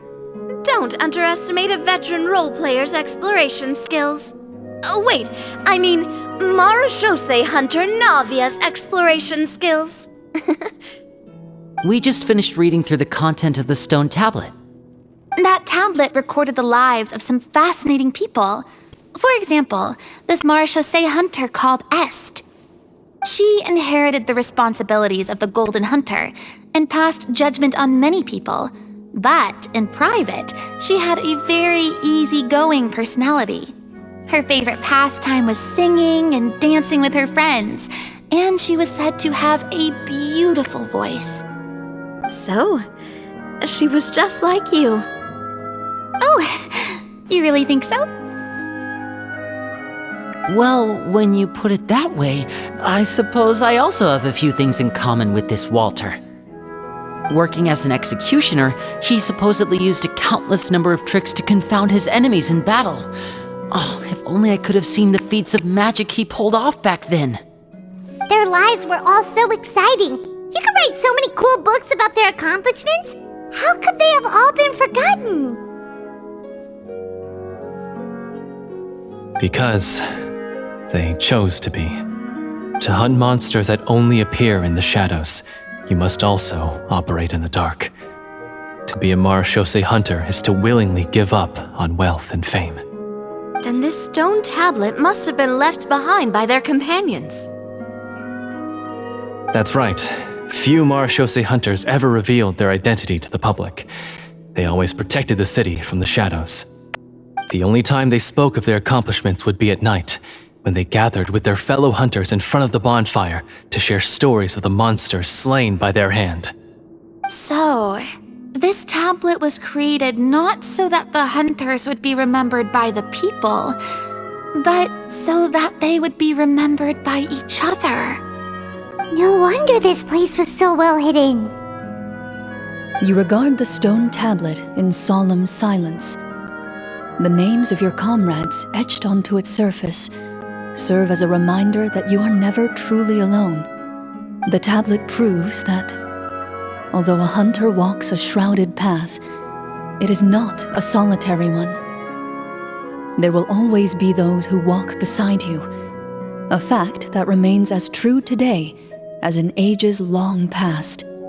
Their legacies shall continue to be passed down from generation to generation, as everlasting as the stone onto which their names are carved. Father, you once told me that I should seek out the treasure if I ever became lost. So this is what you wanted me to find.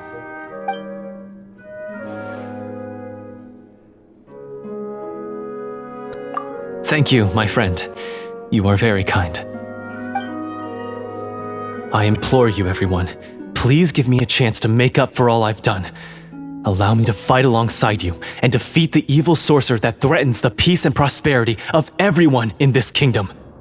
Well, I say we let you join. Sounds good to me too.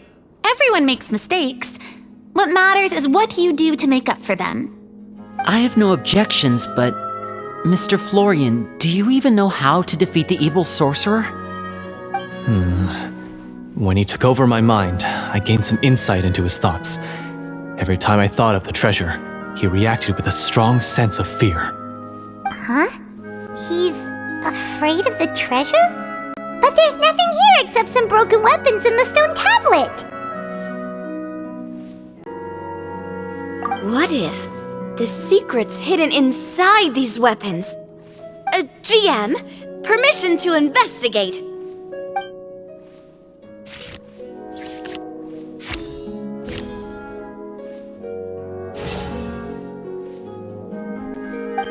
At first glance, the weapons appear absolutely ordinary.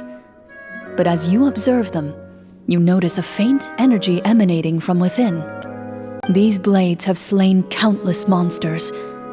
Though it's been a long time since they were used in battle, their edges remain sharp, as if they're simply waiting for the next worthy hunter to carry on their legacy. So basically, take these with us, right? I'll take this weapon, since it used to belong to Est. Maybe it'll find comfort in being held by someone who appreciates the arts. Ah, good idea. I'll take Mr. Walter's bow then, from one archer magician to another.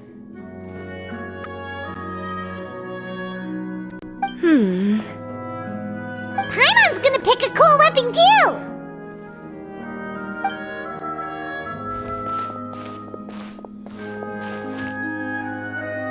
As you grip your weapons, you can almost feel the will of past hunters coursing through your being. It's a feeling of courage, determination, a silent vow passed down from generation to generation that says, eradicate the monsters, no matter the cost.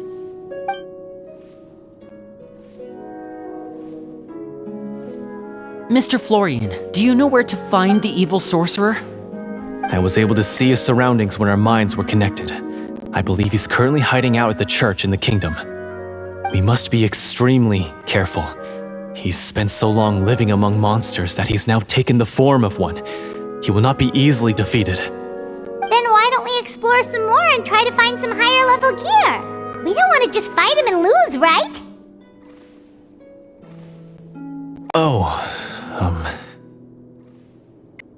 No, we have to strike now. He was greatly weakened when I managed to break out of his control. If we let him rest, he might have time to escape. I agree with Mr. Florian. We've got to act while we have the advantage. Don't forget, the people of the capital are counting on us. Yeah, now that we've got a plan, there's no point in waiting. The longer this drags on, the worse it will be for everybody. Yes, that's what's called...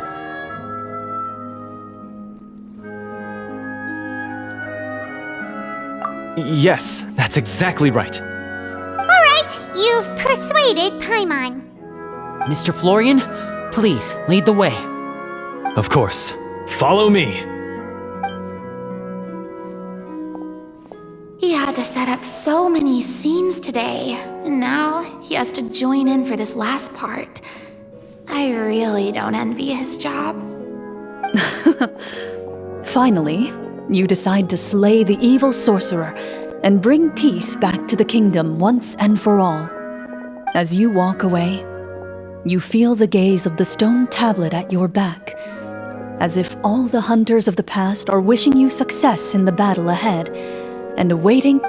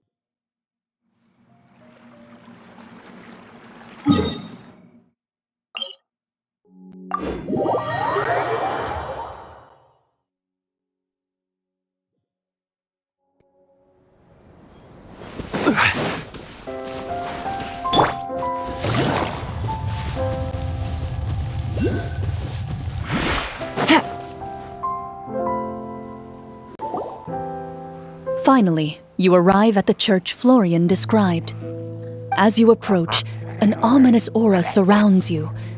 You get the sense that your enemy is close at hand. How strange. This uneasy feeling seems so real. How did they manage that? Now, it is time for the final battle. Let's go!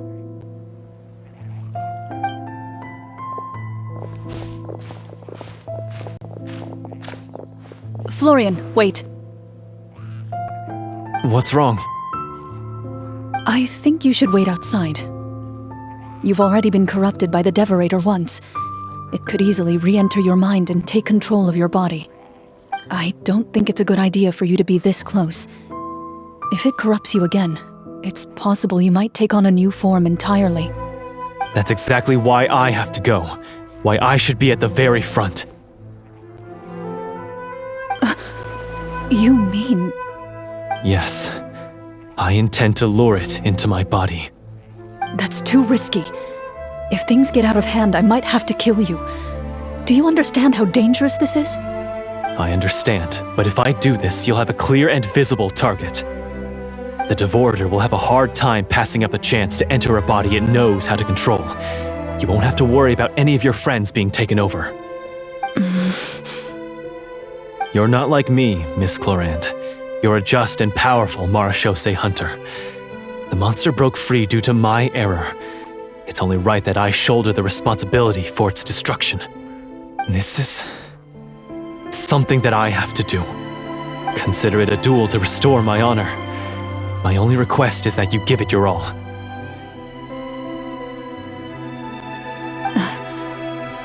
I understand. Then, as a champion duelist, I hereby accept your request for a duel, and extend to you my most sincere regards. Thank you. The battle is now upon us. Let the Devorator once again tremble under the blade of the Marechaussee hunters.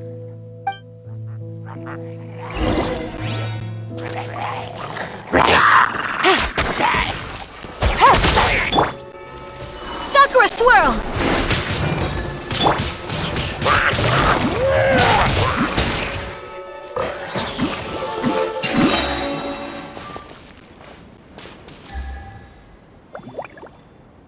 Take it easy.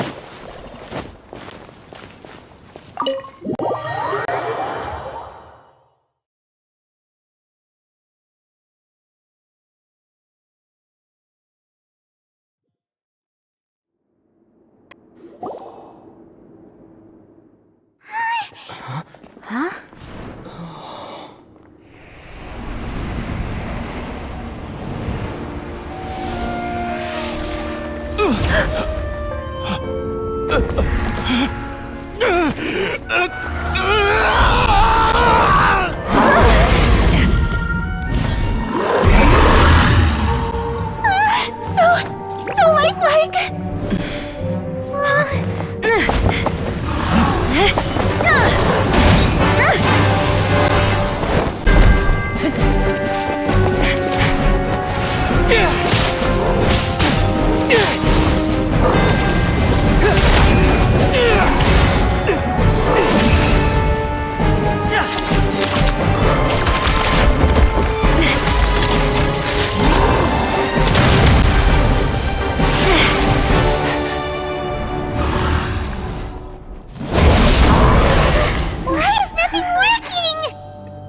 This foe is not invincible.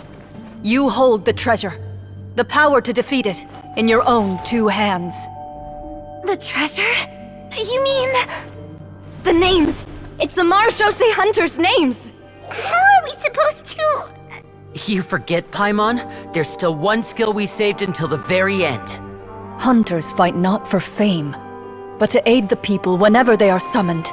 Walter the Marechaussee Hunter, master of 1,000 tricks, executioner of the Phantom Hunters, I call for aid! Est, the Marechaussee Hunter, inheritor of Cassiodor's will, judge of the Shadow Hunters. Answer my call!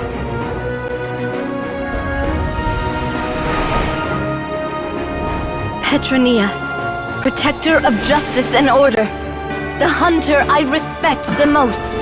Thank you for saving my friend, the best one I'll ever know. Please, lend us your strength!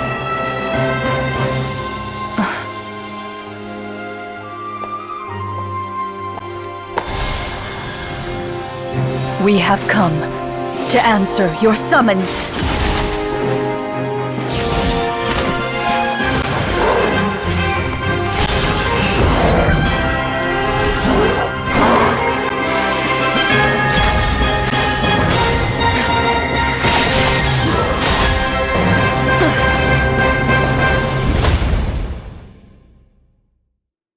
And so, the monsters were eradicated, and the sorcerer was defeated. Peace soon returned to the capital. Those in the court, manipulated by the sorcerer, also recognized the errors of their ways. Some remembered the names of the heroes who saved their kingdom, but others simply continued their lives none the wiser. Such is the story of the Marechaussee Hunters. They pursue the phantoms in the darkness and exterminate all who pose a threat. They will always protect the city and those within it, even should all memory of their accomplishments be forgotten by the very people they serve. I am assuming we've finally reached the end of the script. Yes, you've reached one of the better endings. It's a pretty solid story overall. I thought it was just an ordinary adventure at first, but the further we got into it, the more impressed I became with the production and the plot. That final battle especially! All the effects were super realistic. Oh, right. Yeah, totally. That's a really good point. I never expected the weapons we picked up from that vault would have that kind of effect. Yeah, mine nearly scared the daylights out of me when it started glowing. I took a good look at it after we got out, but I don't think it ever lit up again. Oh, we should probably give these props back, right? I'll just leave mine here. Did you have a good time? Of course! Let me know if another script like this comes around. Sure, no problem. Then I'll head back for now. I think I need some time to fully digest everything that just happened. Once Mr. Florian is awake, please pass on my regards to him. He must be extremely exhausted to have passed out cold like that. You're right. He's had a lot to deal with. Well, see you all some other time.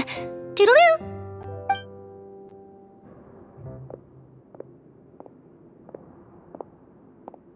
Okay, so, can I ask now? I think it should be fine, yeah. What in the world was going on back there? So you saw through all of that? That time in the cave when you told us to close our eyes, it'd be weirder if we didn't notice anything. I was dying of curiosity the entire time. I mean, you did a pretty bang-up job of pretending nothing had gone wrong. Farina actually looked like she thought all of it was planned. Guess none of us wanted to be the one to break the illusion. What are you all talking about? Oh, wait. Don't tell me Paimon never... Oh, this is all my fault. It's not too late to cover your ears. Here, Paimon, I'll do it for you. A bit late for that, don't you think? You're saying everything that happened back there wasn't actually part of the script? It's probably more accurate to say this was never a real scripted story to begin with. What? So loud. My head. Hey, you! Get up right now and explain yourself! No shaking, please! Oh, my head.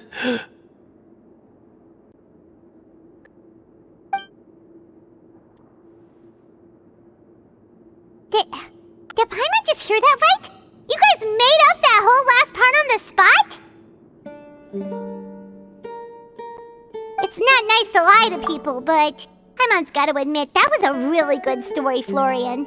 Oh, and nice improvisation, Clorinde! Yeah, it was like watching a magician improvise a spectacular magic trick after forgetting an important prop.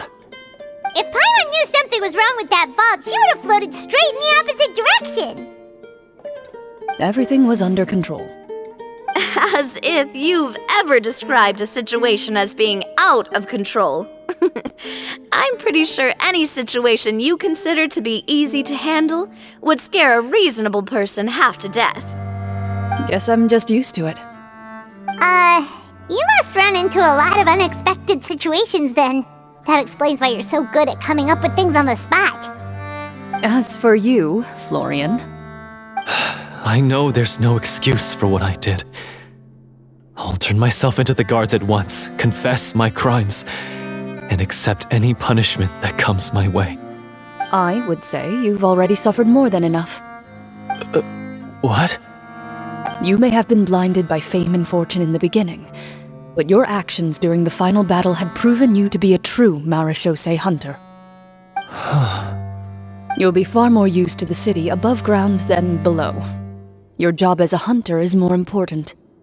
But... Of course, you'll still need to take the keys and pay a personal visit to the 2 hunters you wronged. Prepare to accept any terms they give you as well. Yes, of course. As far as I'm concerned, though, your showing in the duel was enough to prove your honor. Then I'll do exactly as you said. I'll go return those 2 keys right now.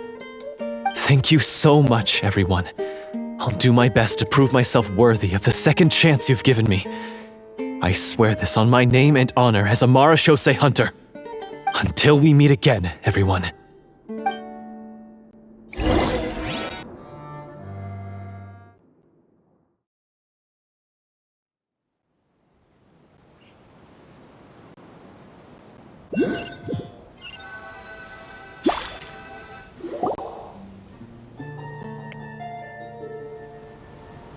Speaking of marechaussee hunters, what should we do about the treasure in that cave?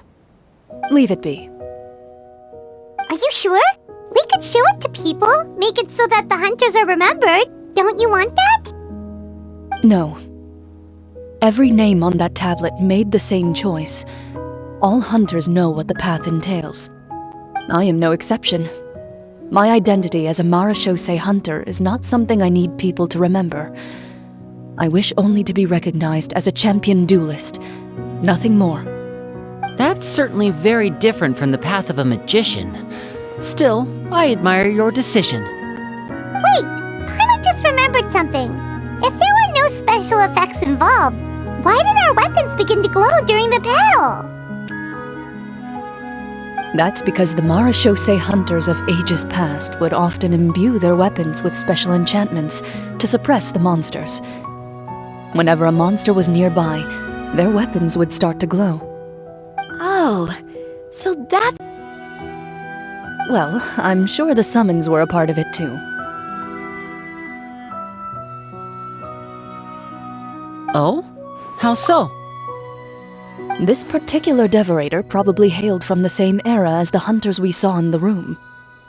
The names you recited all belonged to the bravest hunters. Countless monsters fell to their blades.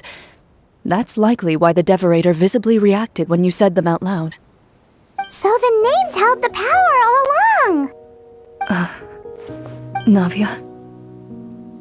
Everything you said during your summon. Huh? Oh, I meant what I said. I mean, it was true to my character, so yeah, I'm glad you heard it. Just don't make me repeat myself. It's embarrassing. I really appreciated those words. All right. Don't get all sentimental on me. Anyway, let's not talk about that anymore. I'm going to go on ahead. Don't fall too far behind now. She ran off! I should probably head back as well. This story was truly incredible. I might have to spend the whole night telling my siblings all about it. Goodbye.